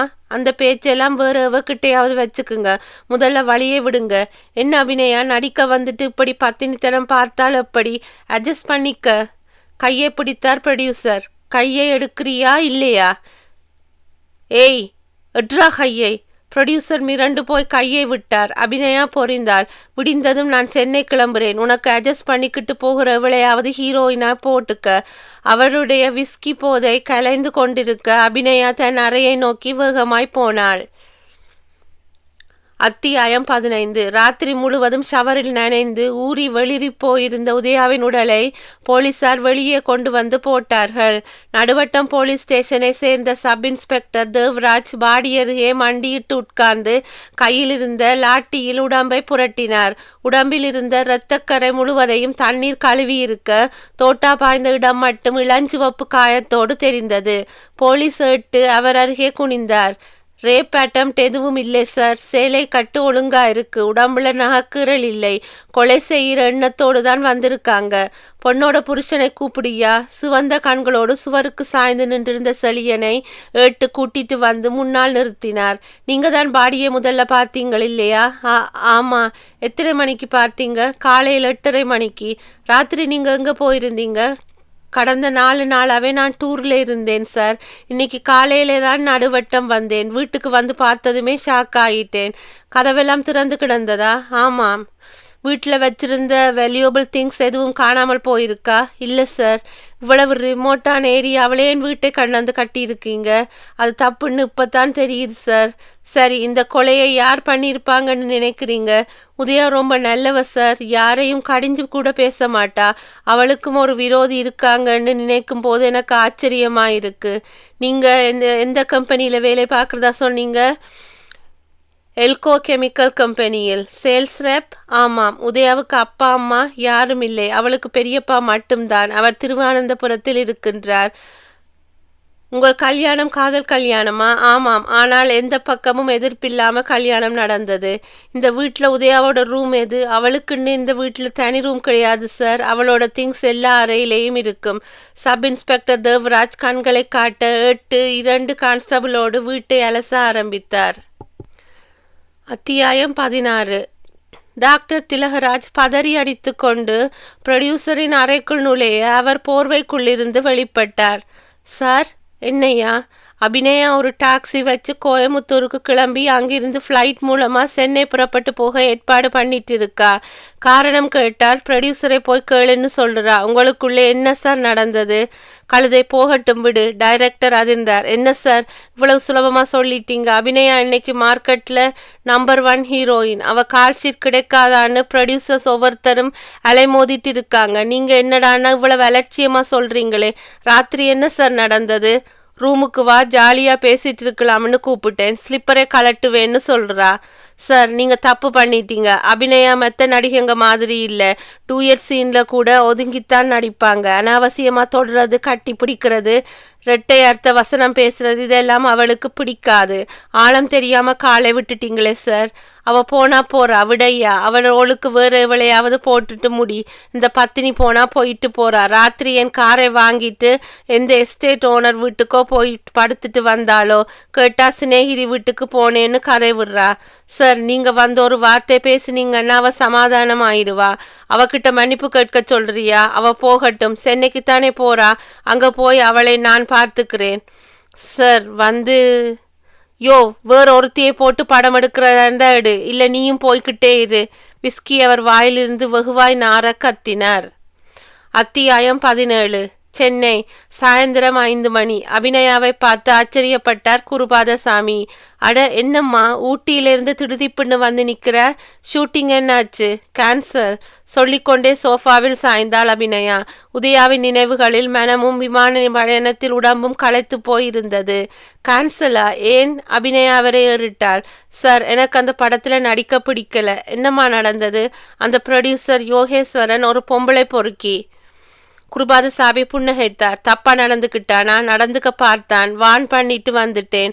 நான் உன் கூட வந்திருந்தால் அவன் வாலாட்டி இருக்க மாட்டான். அசோசியேஷன்ல ஒரு புகாரை கொடுத்துடலாமா?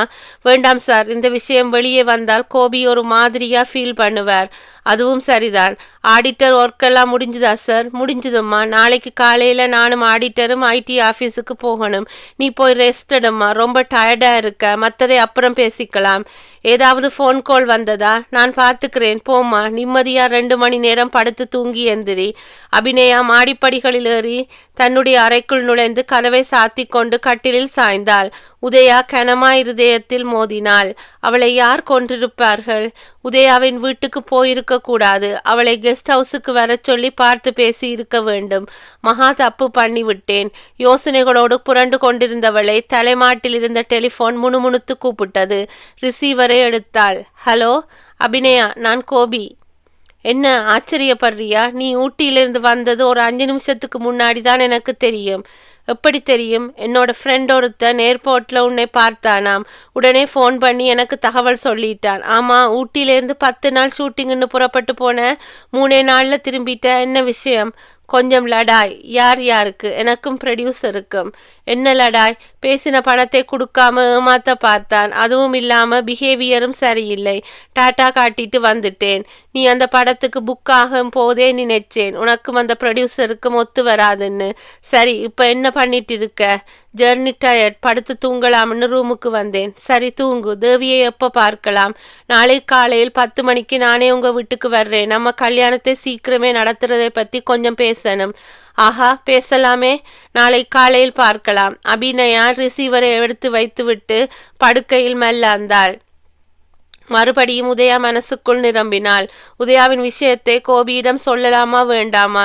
யோசனையில் 2 நிமிஷங்கள் கரைந்திருந்த போது டொக் டொக் கதவு தட்டப்பட்டது. கதவு தட்டப்படும் முறையை வைத்தே அது குருபாதசாமி தான் என்பதை தெரிந்து கொண்ட அபிநயா எழுந்து வந்து கதவை திறந்தாள். குருபாதசாமி கையில் பேப்பரோடு நின்றிருந்தார். குரலில் அவசரம் தொட்ட கேட்டார். ஏம்மா, நடுவட்டம் கிராமத்தில் உதயாங்கிற உன்னோட சிநேகிதியை பார்க்க போகணும்னு சொல்லிட்டு இருந்தியே, போனியா? இல்லையே. தொண்டையில் குரலிடறியது. நல்ல வேளை. ஏன் சார்? அந்த பொண்ணை யாரோ கொலை பண்ணிட்டாங்களாம். சாயந்தர பேப்பர் இப்பதான் வந்தது. படத்தோட நியூஸ் போட்டிருக்கான் பாரு. அபிநயா பேப்பரை வாங்கி பார்த்தாள். 2வது பக்கத்தில் செய்தி வெளியாகி இருந்தது. செய்திக்கு பக்கத்தில் பாஸ்போர்ட் சைஸ் போட்டோவில் உதயா சிரித்தாள். ஊட்டி அருகே இளம்பெண் துப்பாக்கியால் சுட்டுக்கொலை. இது பற்றி கூறப்படுவதாவது, ஊட்டி அருகே உள்ள நடுவட்டம் கிராமம் ஒரு கெமிக்கல் கம்பெனி விற்பனை பிரதிநிதியாக பணிபுரிந்து வருபவர் செழியனின் மனைவி உதயா. கணவன் மனைவி இருவரும் நடுவட்டம் கிராம எல்லையில் ஒதுக்குப்புறமாய் வீடு கட்டி வசித்து வந்தார்கள். செழியன் அடிக்கடி ஆபீஸ் வேலையாய் வெளியூர் சென்று விடுவார். சம்பவம் நடந்த அன்றைக்கு உதயா இரவில் தனியாயிருந்த போது யாரோ துப்பாக்கியால் சுட்டுக்கொண்டு குளியல் அறையில் போட்டுவிட்டு போய்விட்டார்கள். ஆபீஸில் டூர் முடிந்து வீடு திரும்பிய செழியன் உதயா பிணமாக கிடப்பதை பார்த்து அதிர்ச்சி அடைந்து நடுவட்டம் போலீஸ் ஸ்டேஷனுக்கு போய் தகவல் சொன்னார். சப் இன்ஸ்பெக்டர் தேவராஜ் உடனே ஸ்தலத்துக்கு விரைந்து சென்று பிணத்தை கைப்பற்றி விசாரணை நடத்தினார். அழகான இளம் மனைவியின் பிணத்தை பார்த்து செழியன் கதறி அழுதது பார்க்க பரிதாபமாக இருந்தது. செய்தியை படித்து முடித்த அபிநயாவுக்கு நெற்றி வியர்த்திருந்தது. தொண்டை காகிதமாய் உலர்ந்து போயிருக்க இருதயம் இரைச்சலாய் துடித்தது. குருபாதசாமி சொன்னார், சம்பவம் நேத்து ராத்திரி தான் நடந்திருக்கு. நீ ஷூட்டிங்கில் இருந்தப்ப அந்த பொண்ணுக்கிட்ட என்னமோ தப்பு இருந்திருக்கு. அதுதான் எவனோ சுட்டு கொண்டிருக்கான். ஏதாவது கள்ளக்கடத்தல் விவகாரமாக கூட இருக்கலாம். சரி நீ போய் ரெஸ்ட் எடும்மா. இதை பற்றி அப்புறமா பேசிக்கலாம். குருபாதசாமி பேப்பரை மடித்தபடியே நகர்ந்து போனார். அத்தியாயம் 18. வாரம் 1 ஓடியிருந்தது. உதயாவின் நினைவுகளிலிருந்து அபிநயாவின் இருதயம் மெல்ல கலன்று நார்மலான துடிப்புக்கு வந்திருந்தது. அன்றைக்கு காலை படுக்கையில் நின்று எழுந்தவள் வழக்கமான உடற்பயிற்சிகளை மேற்கொள்ளலாமா என்று யோசித்த போது இன்டர்காம் முணுமுணுத்தது. எடுத்தாள். குருபாதசாமி ஹாலிலிருந்து பேசினார். என்னம்மா, எந்திரிச்சிட்டியா? இப்பதான் கண் முழிச்சேன். ஒரு நிமிஷம் கீழே இறங்கி வாம்மா. எதுக்கு சார்? உன்னை பார்க்கறதுக்காக ஒருத்தர் வந்திருக்கிறார். யாரு? என்கிட்ட எதையும் சொல்ல மாட்டாராம். உன்னை பார்த்து தான் பேசணுமாம். யார் சார் அந்த ஆளு? சினிமா சம்மந்தப்பட்டவரா? இல்லேம்மா. பின்னே ஏதோ பர்சனல் விஷயமா? உன்னோட சிநேகிதி உதயாவை பற்றி பேசணுமாம். உதயாவா? அபிநயாவின் இரத்த நாளங்களில் ரத்தம் ஸ்லோ மோஷனுக்கு வந்தது. எச்சில் விழுங்கி கொண்டே கேட்டாள். குருபாதசாமி தொடர்ந்தார். செத்துப்போன உதயாவை பற்றி என்னமோ சொல்ல வந்திருக்காருன்னு நினைக்கிறேன். நான் இப்போ கீழே வர்றேன். ரிசீவரை வைத்துவிட்டு வியர்த்த முகத்தை டவலால் ஒற்றி கொண்டு வேக நடை போட்டு கீழே வந்தாள். சோஃபாவில் அந்த இளைஞன் உட்கார்ந்திருந்தான். குருபாதசாமி போர்ட்டிகோ படிகளில் நின்று கொண்டு தோட்டக்காரனுக்கு ஏதோ இன்ஸ்ட்ரக்ஷன் கொடுத்து கொண்டிருந்தார். அபிநயா அந்த இளைஞனை பார்த்ததுமே முகம் மாறினாள். இவன் உதயாவின் கணவன். இருந்தாலும் அவனை தெரிந்து கொள்ளாத மாதிரி கேட்டாள். யார் நீங்க? அவன் புன்னகைத்தான். நிஜமாவே என்னை யாருன்னு உனக்கு தெரியாதா? தெரியாது. அவனுடைய புன்னகையின் பரப்பு பெரியதாகியது. கேமராவுக்கு முன்னாடி மட்டும்தான் நடிப்பேன்னு நினைச்சிட்டு இருந்தேன். மனுஷங்களுக்கு முன்னாடி நடிப்பேன்னு இப்போத்தான் எனக்கு தெரியுது. தூங்குறவங்களை எழுப்பலாம், ஆனால் தூங்குற மாதிரி நடிக்கிறவங்களை எழுப்ப முடியாதுன்னு சொல்லுவாங்க. பரவாயில்லை, என்னை பற்றி நானே சொல்லிக்கிறேன். என் பேர் செழியன், உன் தோழி உதயாவோட புருஷன். எந்த உதயா? பாத்தியா, மறுபடியும் நடிப்பு. நடுவட்டம் கிராமத்தில் இருந்த உதயாவை உனக்கு தெரியாது? ஓ, அவளா? நல்ல வேளை. எங்கே தெரியாதுன்னு சொல்லிடுவியோன்னு நினைச்சேன். அவள் உனக்கு லெட்டர் போட்டிருப்பாளே? ஆமாம், அவள் செத்து போயிட்டா. அது உனக்கு தெரியுமா? தெரியும், பேப்பரில் பார்த்தேன். அவள் கொலை செய்யப்பட்டிருக்கா, அதுவும் தெரியும், பேப்பரில் பார்த்தேன். கொலை செஞ்சது யாருன்னு தெரியுமா? தெரியாது. எனக்கு தெரியும். யாரு? செழியன் தன் இடதுகாய் ஆட்காட்டி விரலால் அவளை சுட்டி காட்டி கொண்டிருக்கும் போதே குருபாதசாமி போர்ட்டிகோவில் வந்தார். என்னம்மா, உதயாவை பற்றி இந்த ஆள் என்ன சொல்றார்? செழியன் குருபாதசாமியை பொருட்படுத்தாமல் அபிநயாவிடமே பேசினான். என்ன, நான் சொன்னது சரிதானே? அபிநயா பலமாய் தலையாட்டினாள். இல்லை. செழியன் குரலை தாழ்த்தி கொண்டான். ரொம்ப நேரத்துக்கு நீ பொய்யே பேசிட்டு இருக்க முடியாது அபிநயா. போன வாரம் நீ ஷூட்டிங்குக்காக நடுவட்டம் வந்திருக்க. அன்னைக்கு ராத்திரி உதயாவை போய் பார்த்திருக்க. உனக்கும் அவளுக்கும் சாடி வயல் கமலம் சம்பந்தமாய் ஒரு பகை இருந்துட்டு வந்திருக்குது. அந்த பகையை காரணம் வச்சுத்தான் உதயாவை தீர்த்து கட்டியிருக்க. குருபாதசாமி குறுக்கிட்டார். ஏய், நீ என்ன சொல்ற? செழியன் அவரிடம் திரும்பினான். உன்னால சூப்பர் ஸ்டாரா வளர்ந்திருக்கிற இவ பண்ணின காரியத்தில் ஒரே வரியில் சொல்லட்டுமா? என்னோட வைஃபை உதயாவை கொன்னுட்டு மறுநாள் காலையில ஓடி வந்துட்டா அபிநயா. அபிநயா, இவன் என்ன சொல்றான்? சார், மேலே போய் பேசுவோமா? அபிநயா தவிப்பாய் கைகளை பிசைந்து கொண்டே எழுந்தாள். 3 பேரும் மாடிப்படிகளில் உயர்ந்து அவளுடைய அறைக்குள் நுழைந்தார்கள். அபிநயா கதவை தாளிட்டு கொண்டு செழியனிடம் திரும்பினாள். போன வாரம் ராத்திரி உதயாவை நான் பார்த்தது உண்மை, அவளோடு தங்கினது உண்மை. ஆனால் அவளை கொலை செய்வது நான் இல்லை. பின்னே யாருன்னு எனக்கு தெரியாது. டப்புன்னு சத்தம் கேட்டதும் கண்முழிச்சு பார்த்தேன்.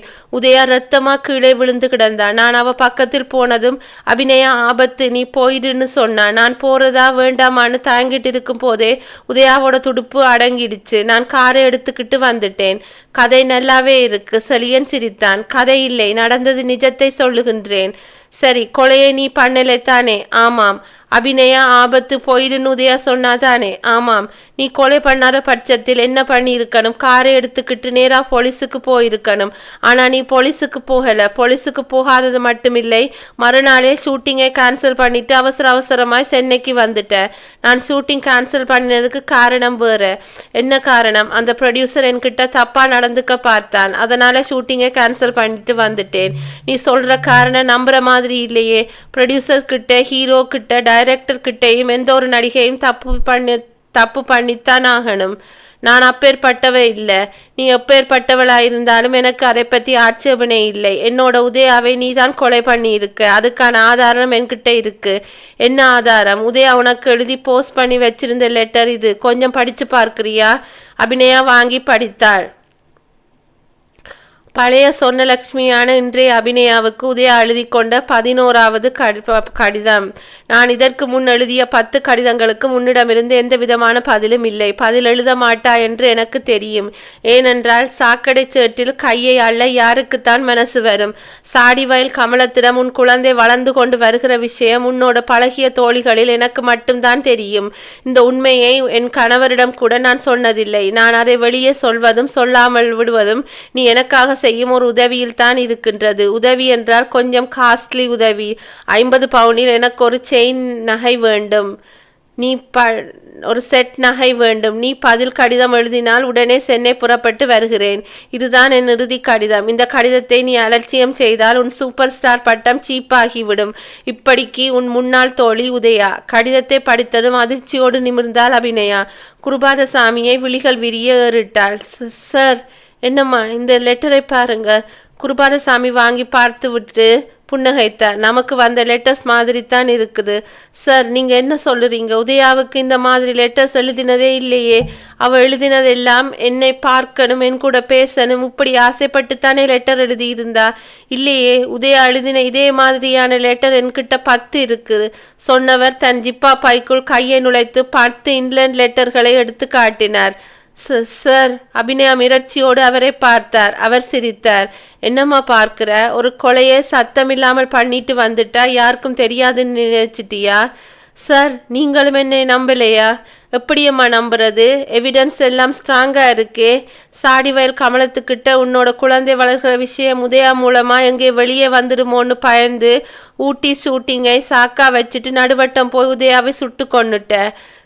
சார், உன்னோட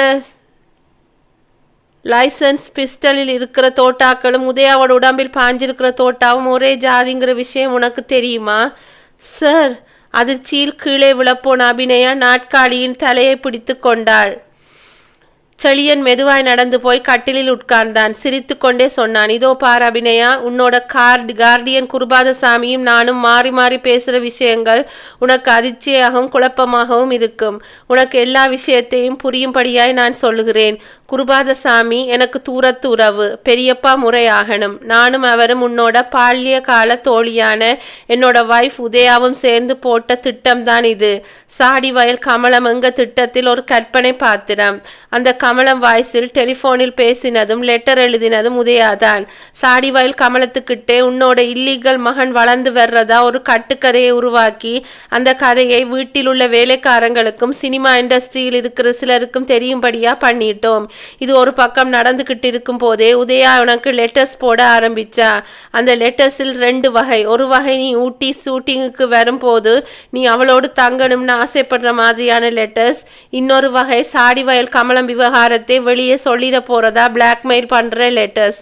நீ படிச்சது எல்லாமே முதல் வகை அன்பான லெட்டர்ஸ். குருபாதசாமி போஸ்ட்மேன் கிட்டே இருந்து தனியே வாங்கி சேகரித்த லெட்டர்ஸ் 2வது வகை பிளாக்மெயில் லெட்டர்ஸ். அன்பான லெட்டர்ஸை எல்லாம் எண்ணிக்கோ நெருப்புல கொடுத்து சாம்பலாக்கிட்டோம். இப்போ இருக்கிற டைப் லெட்டர்ஸை போலீஸுக்கிட்ட கொண்டு போனால் உன்னோட நிலைமையை என்னாகுங்கிறதை கொஞ்சம் யோசிச்சு பாரு அபிநயா. அபிநயா உறைந்து போயிருந்தாள்.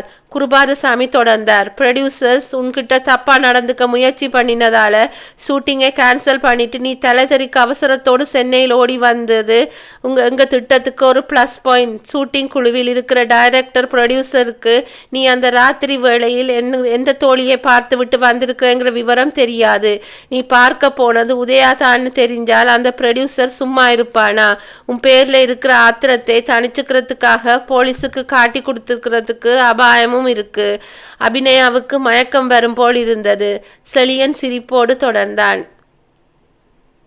உன்னை எதுக்காக இந்த விலையில் விழ வச்சோம்னு நீ யோசிக்கலாம்.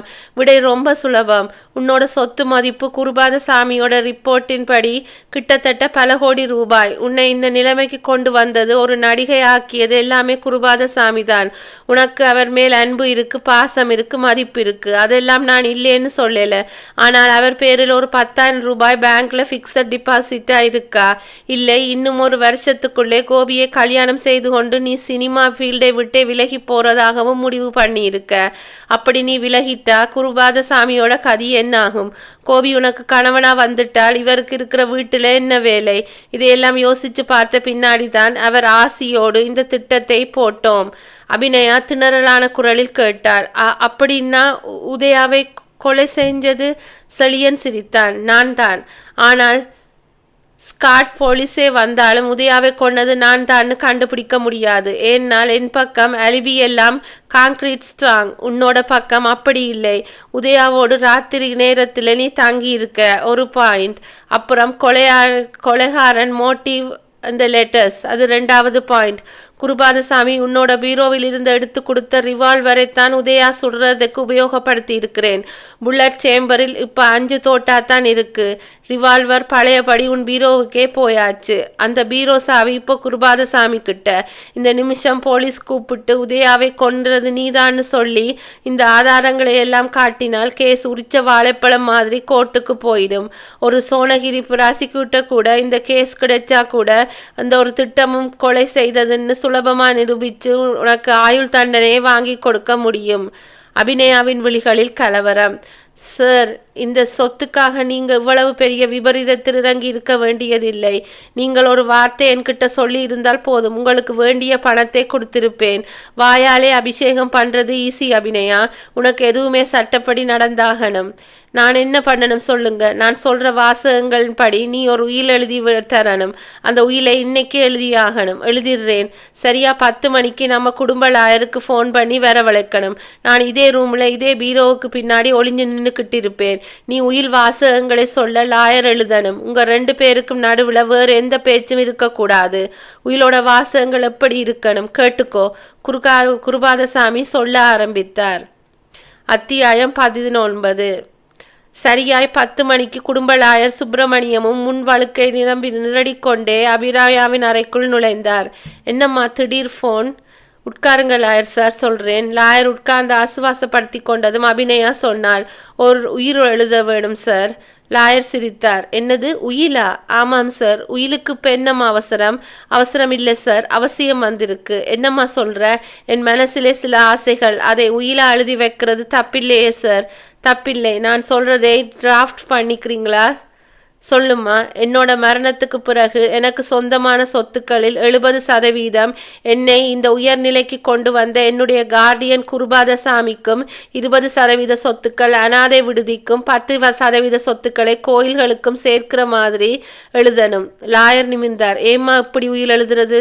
குருபாதசாமிக்கு தெரியுமா? தெரியாது சார். தெரிஞ்சால் அவர் ஒத்துக்க மாட்டார். அதனால தான் அவர் வெளியே போயிருக்கிற நேரம் பார்த்து உங்களை கூப்பிட்டேன். நீங்களும் அவரை பார்த்தால் எதையும் சொல்லிடாதீங்க சார். விஷயம் தெரிஞ்சால் என்னை கண்டபடி சத்தம் போடுவார். வீட்டை விட்டு போறேன்னு கிளம்பினாலும் கிளம்பிடுவார். என்னமோம்மா, உன்னோட போக்கே எனக்கு பிடிக்கல. நீ ஆசைப்படுற உயிலை ப்ரிப்பேர் பண்ணி சாயந்தரம் கொண்டு வர்றேன். பிரித்து பார்த்துட்டு பின்னாடி ரெஜிஸ்டர் பண்ணிக்கலாம். நாளைக்கே ரெஜிஸ்டர் பண்ணணும் சார். அத்தியாயம் 20. லாயர் போனதும் பீரோவின் மறைவிலிருந்து வெளிப்பட்டார் குருபாதசாமி. பக்கத்து அறையிலிருந்தும் வெளிப்பட்டான் செழியன். அபிநயா கேட்டார், லாயர்கிட்ட நான் பேசினது சரியா? சரிதான். தப்பா நான் என்ன வார்த்தையும் பேசிடலையே? இல்லை. எனக்கு ஒரு சந்தேகம் சார். என்ன? பொதுவாக வயசான கிழங்கள் தான் உயில் எழுதுவாங்க. ஏன்னா ஒருவேளை திடீர்னு இறந்து போகலாம். அப்படி இறந்து போனால் வாரிசுகளுக்கு அந்த சொத்து உடனே கிடைக்கும். ஆனால் என்னை மாதிரியான சின்ன வயசுக்காரங்கள் உயில் எழுதினால் அந்த சொத்து உங்களுக்கு கிடைக்க ரொம்ப வருஷமாகுமே. குருபாதசாமி புன்னகைத்தார். நீ கேட்ட கேள்வி சரிதான். ஆனால் உன் விஷயத்தில் அப்படி ஆகாது. ஏன்? நீதான் தற்கொலை பண்ணிக்க போறியே. அத்தியாயம் 21. நிலைத்த விழிகளோடு அதிர்ந்து போய் குருபாதசாமியை ஏறிட்டாள் அபிநயா. அவர் கிண்டலாய் கேட்டார், ஒரு கொலை குற்றத்துக்காக கோர்ட் கூண்டிலேறி மான மரியாதை இழக்கிறதை காட்டிலும் உயிரை விட்டுறது உத்தமம் இல்லையா? அவரையே இமைக்காமல் பார்த்தாள் அபிநயா. என்ன பார்க்குற? எனக்கு நீங்கள் தான் கார்டியன்னு ஊர் பூராவும் தெரியும். ஒரு கார்டியனே, அதுவும் எனக்கு காட்ஃபாதராக இருக்கிறவரே என்னை சாகச் சொல்றது ஆச்சரியமா இல்லை? உயிலின் வாசகங்கள் அமலுக்கு வரணும்னா நீ செத்தாத்தானே முடியும். அதை உங்ககிட்ட இருந்து நான் எதிர்பார்க்கலை. இதை சொல்றதை தவிர எனக்கு வேற வழி இல்லை. அபிநயா தோள்களை குலுக்கி ஒரு விரக்தி சிரிப்பை உதித்து விட்டு கேட்டாள். சரி, நான் தற்கொலை செய்து பண்ணிக்கிறேன். உயில் படி சொத்து உங்களுக்கு வந்து சேரும். கூடவே போலீஸ் உங்க மேல சந்தேகமும் படுவாங்களே, அதையெல்லாம் நாங்க யோசிக்காம இருப்போமா? நீ தற்கொலை பண்ணிக்க போறதுக்கு முந்தி ஒரு காரியம் பண்ணணும். என்ன? எனக்கும் போலீஸுக்கும் தனித்தமையா லெட்டர் எழுதி வச்சுட்டு தான் தற்கொலை பண்ணிக்க போற. உன்னோட தற்கொலைக்கு யாரும் காரணம் இல்லைன்னும் போலீஸுக்கு பாசத்தை கொட்டி எனக்கு கடிதங்கள் எழுத போற. கடிதத்தோட வாசகங்களை நான் டிக்டேட் பண்ண நீ உன் கையாலே எழுதணும். அற்புதமான ஐடியா தான். அது சரி, நான் எப்படி சாகணும்? நடிகைகள் பெரும்பாலும் தூக்க மாத்திரைகளை சாப்பிட்டு தான் தற்கொலை பண்ணிக்குவாங்க. நம்ம ஃபேமிலி டாக்டர் தான் உனக்கு ஒரு மாசத்துக்கு வேண்டிய மாத்திரைகளை கொடுத்துருக்காரே, அதை பூராவும் உங்க முன்னிலையில் விழுங்கிட வேண்டியது தான். காலையில் பெட் காஃபி கொடுக்குற வர்ற வேலைக்காரி சத்தம் போட்டதும் நான் கீழே ஓடி வந்து வருவேன். அபிநயா புன்னகைத்தாள். நான் தற்கொலை பண்ணிக்கணும், அவ்வளவுதானே? ஆமாம். என்னை நட்சத்திர நடிகையா இந்த சினிமா ஃபீல்டில் உயர்த்தியதே நீங்க தான். இந்த வாழ்க்கையை எனக்கு நீங்க போட்ட பிச்சை. நீங்கள் இருக்க சொன்னால் இருக்கின்றேன், இறக்க சொன்னால் இறக்கின்றேன். குருபாதசாமி திரும்பினார். செழியன், இனி நீ ஊருக்கு போயிடு. இங்கே அபிநயாவோட காரியங்கள் எல்லாம் முடிஞ்சதும் நான் உனக்கு தகவல் தர்றேன். அப்ப நீ புறப்பட்டு வந்தால் போதும். அவன் தலையாட்டி கொண்டே நகர்ந்தான். அவன் போனதும் குருபாதசாமி தன் பாக்கெட்டில் இருந்த டைரியை எடுத்து பிரித்தார். அன்றைய தேதியை பிரித்து வைத்து கொண்டு சொன்னார், இன்னைக்கு உனக்கு ஏவிஎம்ல ஷூட்டிங், நாளைக்கு பல்லாயிரம் ஃபேக்டரியில் ஒரு அவுட்டோர் கால் ஷீட், அதுக்கடுத்த நாள் வாகினியில் கால் ஷீட். இதையெல்லாம் நீ கேன்சல் பண்ணணும். பண்ணிட்டா போகுது. அப்புறம் இந்த ரூமை விட்டு 3 நாளைக்கு நீ வெளியே வரக்கூடாது. டெலிஃபோனும் என்னோட கண்காணிப்பில் தான் இருக்கணும். அதாவது நான் தற்கொலை பண்ணிக்கிற வரைக்கும் வேளா வேலைக்கு சாப்பிடணும், படுத்து தூங்கணும். ஆமா, வீடியோ பார்க்கலாம் இல்லையா? என்ன சாகும்போது 4-5 பக்தி படங்களை பார்த்துட்டு சாகலாமேன்னு தான். குருபாதசாமி அவளை சற்று வியப்பாய் பார்த்தார். அபிநயா, சாக போறதை பத்தி உனக்கு கவலையே இல்லையா? எதுக்காக கவலைப்படணும்? நான் சாகிறது தான் உங்களுக்கு சந்தோஷம்னா உங்க சந்தோஷம்தான் எனக்கும். குருபாதசாமி புன்னகைத்தார். இப்படியெல்லாம் சென்டிமெண்ட்டாக பேசி என்னோட மனசை மாற்றிட முடியாது அபிநயா. போய் குளிச்சுட்டு டைனிங் டேபிளுக்கு வா. அத்தியாயம் 22. சாயந்தரம் 6 மணி. அபிநயா டிவியில் படம் பார்த்து கொண்டிருக்கும் போது டெலிஃபோன் அடித்தது. அறையின் சுவரோரமாய் நாட்காலியை போட்டுக்கொண்டு ஒரு புத்தகத்தை புரட்டி கொண்டிருந்த குருபாதசாமி ரிசீவரை எடுத்தார். ஹலோ. மறுமுனையில் குடும்ப டாக்டரின் குரல். குருபாதசாமியா? ஆமா டாக்டர். அபிநயாவோட உடம்புக்கு என்ன? ஒண்ணுமில்லையே. பின்னே பட ப்ரொடியூசர் ஒருவர் காலையில் ஃபோன் பண்ணி அபிநயாவின் உடம்புக்கு எப்போ குணமாகும்னு என்கிட்ட கேட்டாரே. அது டாக்டர், அபிநயாவுக்கு மனசு கொஞ்சம் சரியில்லை. ரெஸ்ட் எடுக்கிறதுக்காக கால் ஷீட் கொடுத்துருக்கிற ப்ரொடியூசர்ஸ் கிட்ட அப்படி ஒரு பொய்யை சொல்லி இருக்கோம். அவ்வளவுதானா? அபிநயாவுக்கு மனசு ஏன் சரியில்லை? ஊட்டிக்கு போயிட்டு வந்ததிலிருந்து கொஞ்சம் டென்ஷனாகவே இருக்கா. அபிநயாவை பற்றி தான் உங்களுக்கு தெரியுமே, ரொம்பவும் சென்சிட்டிவ் டைப். நான் வந்து பார்க்கவா? வேண்டாம் டாக்டர், நாளைக்குள்ளே she will be all right. கொஞ்சம் ரிலாக்ஸ் பண்ணிக்கிட்டா போதும். தேவைப்பட்டால் ஃபோன் பண்ணுங்க. கண்டிப்பா. குருபாதசாமி ரிசீவரை வைத்துவிட்டு அபிநயாவிடம் திரும்பினார். டாக்டர் ஃபோன் பண்ணினார். எவரோ ப்ரொடியூசர் உனக்கு எப்போ உடம்பு குணமாகும்னு ஃபோன் பண்ணி கேட்டானாம். அபிநயா எழுந்து போய் டிவியை அணைத்து விட்டு டெலிஃபோனை நோக்கி போனாள். நான் ஒரு ஃபோன் பண்ணிக்கலாமா? யாருக்கு? லாயருக்கு. உயிரை பற்றி மட்டும்தான் பேசணும், எனக்கு தெரியாதா என்ன? அபிநயா ரிசீவரை எடுத்துக்கொண்டு டயலை சுற்றி லாயர் சுப்பிரமணியை தொடர்பு கொண்டாள். என்ன லாயர் சார், உயில் ரெடியா? ரெடிம்மா. எப்போ கொண்டு வருவீங்கள்? இன்னும் 1 மணி நேரத்தில். உயிலை நாளைக்கே ரெஜிஸ்டர் பண்ணிடலாம் இல்லையா? பண்ணிடலாம் சார். அப்புறம் சொல்லுமா, நீங்கள் வீட்டுக்கு வரும்போது குருபாதசாமி இருந்தால் அபிநயாவை சும்மா பார்த்துட்டு போகலாம்னு வந்தேன்னு சொல்லுங்க. சரிம்மா, உங்களுக்காக வெயிட் பண்ணிட்டு இருக்கேன், வாங்க சார். பேசிவிட்டு ரிசீவரை வைத்த அபிநயா ஒரு சின்ன சிரிப்போடு பார்த்தார் குருபாதசாமி. பரவாயில்லை, நான் எதிர்பார்த்ததை காட்டிலும் நல்லாவே ஒத்துழைக்கிற. தேங்க்ஸ். அபிநயா, சாக போகிறதை பற்றி உனக்கு பயமே இல்லையா? எதுக்கு பயப்படணும்? உங்களுக்காக நான் பண்ண போகிற இந்த சாக போகிற வைபவம் எனக்கு சந்தோஷமாக இருக்கு. உயில் ரெஜிஸ்டர் ஆனதும் நீ என்ன பண்ணணும் தெரியுமா? சொல்லுங்க. அதை உன்னோட பர்சனல் பீரோ லாக்கரில் வச்சு பூட்டணும். சரி. உயில் லாக்கரில் இருக்கிற விஷயத்தை லாயர்கிட்ட சொல்லிடணும். சொல்லிட்டா போகுது. அபிநயா சிரித்து தலையாட்டி கொண்டிருக்கும் போதே போர்ட்டிகோவில் கார் ஹாரன் சத்தம் கேட்டது. கோபியின் கார் ஹாரன் சத்தம். கோபி வர்றார் போலிருக்கு. நான் இப்போ என்ன பண்ணட்டும் சார்? சில வினாடிகள் நெற்றியை கீறிக்கொண்டு யோசித்த குருபாதசாமி சொன்னார். நீ போய் கட்டில படுத்து தூங்குற மாதிரி பாவலா பண்ணு, நான் கோபி கிட்ட பேசிக்கிறேன். அபிநயா கட்டிலுக்கு போய் ஒரு கழித்து படுத்து கொண்டாள். குருபாதசாமி அங்கிருந்த ஷெல்ஃபில் ஏற்கனவே அடுக்கப்பட்டிருந்த புத்தகங்களை மறுபடி மாற்றி அடுக்கியபடி நின்றார். கோபி மாடிப்படிகளில் வேகமாய் ஏறி வந்தான். Hello Guru sir, good evening. Good evening. Abhinaya என்ன பண்றா? சொல்லிக்கொண்டே அறைக்குள் நுழைய முயன்றவனின் பார்வை கட்டிலில் படுத்து கொண்டிருந்த அபிநயாவின் மேல் பட்டதும் நெற்றியை சுருக்கினான். என்ன இந்த நேரத்தில் தூக்கம்? தலைவலியாம், டென்ஷன் வேற. ஒரு ஸ்லீப்பிங் டேப்லெட்டை சாப்பிட்டுட்டு படுத்துட்டா.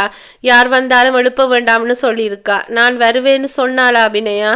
சொல்லலையே. ஏன் வெளியே எங்கேயாவது புறப்பட்டு போக வந்தீங்களா? ஆமாம், மியூசிக் அகாடமியில் ஒரு கல்ச்சுரல் ப்ரோக்ராம் பார்க்க போறதா இருந்தோம். அபிநயா எழுப்பட்டுமா? வேண்டாம், உடம்பு முடியாமத்தான் அபிநயா தூங்கிட்டு இருக்கா. Let her sleep. நான் நாளைக்கு வந்து பார்க்குறேன், இல்லைன்னா ஃபோன் பண்ணுறேன். ஓகே. குருபாதசாமி தலையாட்ட கோபி அபிநயாவை ஒருமுறை பார்த்து விட்டு படிகள் இறங்கினான். அந்த நிமிஷத்தின் முடிவில் கார் புறப்பட்டு செல்லும் சத்தம் கேட்டது. அபிநயா கட்டில் நின்று எழுந்து உட்கார்ந்தாள். கண்களில் நீர் கோர்த்து கலங்கி இருக்க பார்த்து புன்னகைத்தாள். உங்களுக்கு சந்தோஷமா சார்? அத்தியாயம் 23. அடுத்த நாள் காலை 11 மணி. ரெஜிஸ்டர் செட்டப் செய்யப்பட்ட உயிலை லாயர் சுப்பிரமணியம் கொண்டு வந்து போனதும் பீரோவின் மறைவிலிருந்து வெளிப்பட்ட குருபாதசாமி அந்த உயிலை அபிநயாவிடமிருந்து வாங்கி ஒருமுறை படித்து சரிபார்த்த பின் அவளிடமே நீட்டினார். கொண்டு போய் உன்னோட லாக்கரில் வச்சிடு. அவள் வைத்து விட்டு வந்ததும் அப்புறம் என்றாள். இந்த லெட்டரை படி. குருபாதசாமி கையில் வைத்திருந்த ஒரு கடிதத்தை நீட்டினார். அபிநயா அதை வாங்கி படித்தாள். போலீஸ் துறைக்கு நடிகை அபிநயா எழுதி கொண்டது. கடந்த சில நாட்களாகவே என் மன அமைதி இல்லை, சந்தோஷம் இல்லை, நிம்மதி இல்லை. வெறும் பணம் புகழ் மட்டுமே வாழ்க்கை அல்ல என்பதை புரிந்து கொள்ள எனக்கு இத்தனை நாட்கள் தேவைப்பட்டுள்ளது. என்னுடைய கார்டியன் குருபாதசாமி தெய்வத்திற்கு சமமானவர். இந்த சினிமா துறையில் நான் ஒளி விடுவதற்கு காரணமே அவர்தான். அவருடைய அன்பும் பாசமும் மட்டும் இல்லை என்றால் நான் என்றைக்கோ இந்த உலகத்தை விட்டு போயிருப்பேன். என் வாழ்க்கையில் கடந்த சில மாதங்களாக தனிப்பட்ட முறையில் சில ஏமாற்றங்கள், அந்த ஏமாற்றங்களை ஜீர்ணம் செய்து கொண்டு என்னால் வாழ முடியாது. எனவே சாகிறேன். என் தற்கொலைக்கு யாரும் காரணமில்லை. யாரையும் சந்தேகப்படுவதோடு சந்தேகத்தோடு பார்த்து விசாரணை என்கின்ற பெயரில் துன்புறுத்த வேண்டாம். நான் சாக எடுத்த முடிவு சந்தோஷமானது, இனிமையானது. இப்படிக்கு அபிநயா கடிதத்தை படித்துவிட்டு நிமிர்ந்ததும் குருபாதசாமி இன்னொரு கடிதத்தை நீட்டினார். புன்னகைத்தார். இது நீ எனக்கு எழுதப் போகின்ற கடிதம், படிச்சு பாரு. படித்தாள். என் பாச தெய்வம் குருபாதசாமி அவர்களின் பாதங்களை தொட்டு அபிநயா எழுதி கொண்ட கடைசி கடிதம். போட்டியும் பொறாமையும் நிறைந்த சினிமா உலகில் அரும்பாடுபட்டு என்னை உச்சிக்கு கொண்டு போனீர்கள். இந்தியாவிலேயே சிறந்த நடிகை என்கிற விருதும் பெற்றுத்தரப் போவதாக சொன்னீர்கள். நீங்கள் என் மீது கொட்டிய அன்புக்காகவும் பாசத்துக்காகவும் தான் இத்தனை நாள் உயிரோடு இருந்தேன். உங்களிடம் கூட சொல்ல முடியாத அளவுக்கு எனக்கு சில ஏமாற்றங்கள், பிரச்சனைகள். ஏமாற்றத்தை தாங்கிக் கொள்கிற மனப்பக்குவமோ பிரச்சனையை எதிர்கொள்கிற மனோதைரியமோ எனக்கு இல்லை. எனவே தூக்க மாத்திரைகளை சாப்பிட்டு என் வாழ்க்கைக்கு ஒரு முற்றுப்புள்ளி வைக்க தீர்மானித்து விட்டேன். என்னுடைய மன மகிழ்ச்சிக்காக ஒரு உயிலுழுதி வைத்துள்ளேன். அதில் குறு காணிக்கையாக என் சொத்தில் ஒரு பகுதியை உங்களுக்காக எழுதி வைத்துள்ளேன். அதை நீங்கள் ஏற்றுக்கொள்ள வேண்டும். அப்போதுதான் என் ஆத்மா சாந்தி அடையும். உங்களுடைய இலட்சியத்தை நிறைவேற்றாமல் போவதற்காக என்னை மன்னிக்க வேண்டுகிறேன். இப்படிக்கு அபிநயா. கடிதத்தை படித்து பல்வரிசை தெரிய புன்னகைத்தாள் அபிநயா.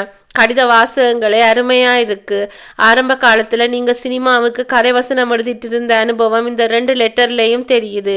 2 வெள்ளை தாள்களையும் பேனாவையும் நீட்டினார் குருபாதசாமி. இந்த 2 லெட்டர்ஸையும் பார்த்து ஒரு வரி விடாம உன் கையெழுத்துல எழுதணும். சந்தோஷமா எழுதி தர்றேன். கூடவே ஒரு விண்ணப்பம். என்ன? 3ஆவதா ஒரு லெட்டர் எழுதணும். யாருக்கு? கோபிக்கு. என்னென்னு எழுத போற? எழுதி காட்டுறேன். பார்த்து விட்டு அப்ரூவ் பண்ணினால் போதும். சரி, எழுது. அபிநயா பேப்பர் பேனாவோடு மேஜைக்கு போனாள். ஒரு அரை மணி நேரம் செலவழித்து 3 கடிதங்களையும் எழுதி முடித்து குருபாதசாமியிடம் கொண்டு வந்து காட்டினாள். அவர் கோபிக்கு எழுதியிருந்த கடிதத்தை படித்து பார்த்தார். 4 வரிகள். என் அன்பான கோபிக்கு, உங்கள் அபிநயாவின் கடைசி முத்தத்தோடு இந்த கடிதம் உங்களுக்கு மனைவியாக வாழ வேறு எந்த பெண்ணோ கொடுத்து வைத்திருக்கின்றாள்.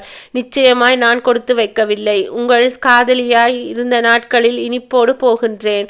என் தற்கொலைக்கு காரணம் வேறு யாரும் இல்லை, நானே காரணம். என்னை இழந்ததற்காக தாடி வளர்த்து குடித்து சோகமாயிருக்காதீர்கள். எனக்கு பிடிக்காது. உங்கள் அபிநயா. பேஷ் என்றார் குருபாதசாமி. மற்ற கடிதங்களையும் படித்து பார்த்துவிட்டு திருப்தியாய் தலையாட்டினார். நான் எப்போ தற்கொலை பண்ணிக்கணும்? இன்னைக்கு ராத்திரி 9 மணிக்கு படுக்கைக்கு போகும்போது பால் குடிக்கிறதுக்கு முந்தி 15 தூக்க மாத்திரைகளை சாப்பிட போற. உனக்கு தூக்கம் வராத சமயத்துல சாப்பிட்றதுக்காக டாக்டர் கொடுத்து வச்சிருக்கிற தூக்க மாத்திரைகளை இப்போ என்கிட்ட பாக்கெட்டுக்குள் கையை விட்டு மாத்திரை நெருக்கி எடுத்துக்கொண்டு உட்கார்ந்திருந்த அந்த சிறிய பாட்டிலை எடுத்து காட்டினார் குருபாதசாமி. அத்தியாயம் 24. இரவு மணி 9. வேலைக்காரி பால் டம்ளரை டீப்பாயின் மேல் வைத்து விட்டு போனதும் குருபாதசாமி உள்ளே வந்தார். கதவை ஒருக்களித்து சாத்தி விட்டு கையில் இருந்த மாத்திரை பாட்டிலை நீட்டினார். நீ ஒவ்வொரு மாத்திரையா விழுங்குறதே நான் பார்க்கணும். கண்டிப்பாக விழுங்குறேன். அதுக்கு முன்னாடி சொல்லு. கோபிக்கிட்ட கடைசியாய் 2 வார்த்தை பேச ஆசைப்படுறேன். ஒரே ஒரு டெலிஃபோன் கால் பண்ணிக்க. தேங்க்ஸ். அபிநயா ரிசீவரை எடுத்துக்கொண்டு டயலை சுழற்றி கோபியை பிடித்தாள். சிரிப்போடு கேட்டாள். என்ன பண்ணுறீங்க? கேமரா சம்மந்தப்பட்ட புக்கை படிச்சுட்டு இருக்கேன். ஆமாம், என்ன திடீர் ஃபோன்? உங்கள் கூட பேசணும் போல் இருந்தது. ஏன், பார்க்கணும் போல் இல்லையா? அப்படியும் இருக்கு. வரட்டுமா? வேண்டாம், நான் தூங்க போயிட்டு இருக்கேன். சரி, நாளைக்காவது பார்க்கலாமா? பார்க்கலாமே. எத்தனை மணிக்கு?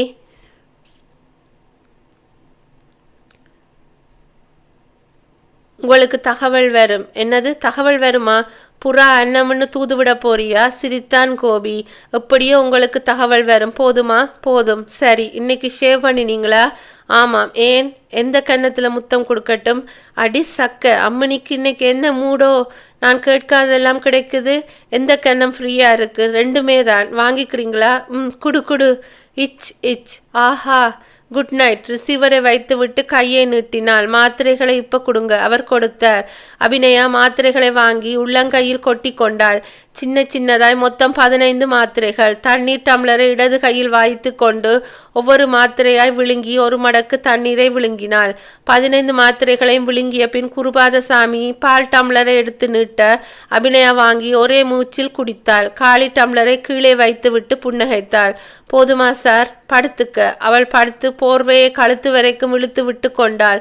குருபாதசாமி அங்கிருந்த நாட்காலிக்கு போய் உட்கார்ந்து கையில் வார இதழ் ஒன்றை பிரித்து வைத்து கொண்டு அவள் தூங்குவதற்காக காத்திருந்தார். அரை மணி நேரம் கழித்து மெல்ல எழுந்து போய் அபிநயாவின் முகத்தை பார்த்தார். அரை கண்கள் சொருகி லேசாய் வாய் பிளந்திருந்தாள் அபிநயா. தோளை பிடித்து உலுக்கினார்.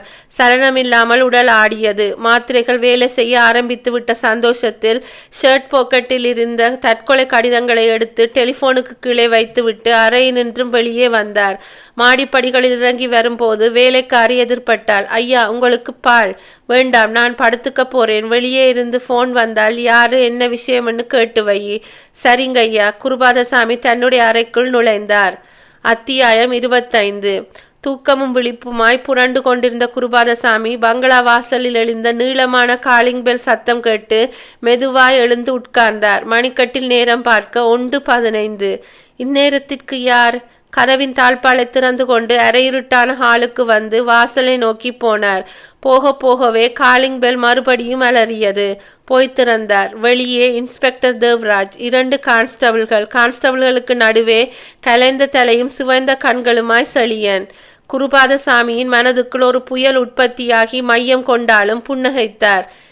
எஸ், நீங்க குருபாதசாமி? இன்ஸ்பெக்டர் கேட்டார். ஆமா. பூட் சத்தங்களோடு உள்ளே வந்தார்கள். மிஸ்டர் குருபாதசாமி, செழியன் எல்லா உண்மைகளையும் சொல்லிவிட்டார். உங்களை அரெஸ்ட் பண்ணத்தான் வந்திருக்கின்றேன். உண்மையா? என்ன உண்மை? இன்ஸ்பெக்டர் செழியனை பார்க்க அவன் குருபாதசாமியை ஏறிட்டான். சார், நான் எல்லாத்தையும் சொல்லிவிட்டேன். எதையும் மறைச்சு பிரயோஜனமில்லை. நான் பண்ணின ஒரு சின்ன தப்பினாலே மாட்டிக்கிட வேண்டியதாக போயிடுச்சு. குருபாதசாமி திணறி போய் நிற்க இன்ஸ்பெக்டர் புன்னகைத்தார். செழியன் பண்ணின தப்பை நான் சொல்றேன் மிஸ்டர் குருபாதசாமி. உதயாவோட டெட் பாடியை குளியல் அறைக்கு கொண்டு போய் ஷவருக்கு கீழே போட்டு அதனோட வாழ்வை திருகி தண்ணீரை கொட்ட பண்ணிவிட்டு செழியன் போய்விட்டார். ஓவர் டேங்கில் இருந்து தண்ணீர் பூராவும் ஷவர் வழியாவே போயிடுச்சு. பாடியை பார்க்க நான் ஸ்பாட்டுக்கு போன போது ஷவர்ல தண்ணி சொட்டு சொட்டா விழுந்துட்டு இருந்தது. என் மனசுல உடனே சின்ன ஃபிளாஷ். டெட் பாடியை கொண்டு வந்து ஷவருக்கு கீழே போட்ட கொலையாளி ஷவரோட வாழ்வை கண்டிப்பாக திருகி இருக்கணும். அப்படி திருகி இருந்தால் அந்த வாழ்வில் அவனுடைய ஃபிங்கர் பிரிண்ட்ஸ் இருக்கும். அந்த ஃப்ளாஷ் எனக்கு தோணினதுமே எஸ்ஐ கிட்ட ரகசியமாக சொல்லி ஷவர் வாழ்வில் இருந்த ஃபிங்கர் பிரிண்ட்ஸை அப்சர்வ் பண்ணி ஃபாரன்சிக்கு அனுப்ப சொன்னேன். நான் எதிர்பார்த்தபடியே அதிலே ஃபிங்கர் பிரிண்ட்ஸ் இருந்தது. அந்த ஃபிங்கர் பிரிண்ட்ஸை வச்சுக்கிட்டு நாங்கள் சந்தேகப்பட்ட நபரின் ஃபிங்கர் பிரிண்ட்களோடு ஒப்பிட்டு பார்த்தோம். நேற்று சாயந்தரம் தான் எங்களுக்கு முதலாக செழியன் மேல் சந்தேகம் வந்தது. அவரை ஸ்டேஷனுக்கு வரவழைச்சு விசாரணை பண்ணுற மாதிரி நடித்து டீ வாங்கி கொடுத்து அந்த டம்ளரில் இருந்து அவரோட ஃபிங்கர் பிரிண்ட்ஸை சேகரம் பண்ணி உடனுக்குடனே கம்பேர் பண்ணி பார்த்தோம். துல்லியமாய் பொருந்தி போகவே செழியனை வீட்டுக்கு போய் அரெஸ்ட் பண்ணி லாக்கப்பில் கொண்டு போந்தோம். அரை மணி நேரம் வாயை திறக்கவில்லை. அடுத்த அரை மணி நேரத்தில் பலமான மரியாதையை கொடுத்து விசாரிக்கவே மனுஷன் எல்லாத்தையும் கொட்டி விட்டார். You need not worry inspector. அபிநயாவோட உயிருக்கு ஆபத்தில்லை. எப்படி சொல்றீங்க doctor? She has taken sleeping tablets. Mister inspector, நீங்கள் கவலைப்படவே வேண்டாம். தூக்க மாத்திரை சாப்பிட்டு தூக்கத்தை வரவழைச்சிக்கிற பழக்கத்துக்கு நான் டெட் அகெயின்ஸ்ட். அபிநயாவுக்கு அந்த பழக்கம் வந்துடக்கூடாதுங்கிறதுக்காக ஸ்லீப்பிங் டேப்லெட்ஸுக்குன்னு சொல்லி அதே சைஸ் கலரில் இருக்கிற வைட்டமின் மாத்திரைகளை கொடுத்திருக்கிறேன். அந்த மாத்திரைகளை ஒரே நேரத்தில் 10க்கு மேலே சாப்பிட்டால் லேசாக ஒரு மயக்கம் வரும், அவ்வளவுதான். அபிநயா இப்போ இருக்கிற மயக்கத்திலே ஆம்புலன்ஸ் எதுவும் வேண்டாம். நானே இப்போ நேரில் வந்து இன்ஜெக்ஷனை போட்டு மயக்கத்தை தெளிய வச்சிடுறேன். Thanks lot doctor. இன்ஸ்பெக்டர் எதற்காக அப்படி சிரிக்கிறார் என்று புரியாமல் குருபாதசாமியும் செழியனும் விழித்து கொண்டிருந்தார்கள். முற்றும். ஸோ டாக்டர் ஸ்லீப்பிங் டேப்லெட்ஸுக்கு பதிலாக வேறு டேப்லெட்ஸ் கொடுத்தபடியாக அபிநயா தப்பிச்சிட்டா. நல்ல கதை. நாளைக்கு இதை மாதிரி இன்னொரு கதையோடு உங்களை சந்திக்கும் வரை உங்களிடமிருந்து விடைபெறுவது உங்கள் பிரியா. பாய் now.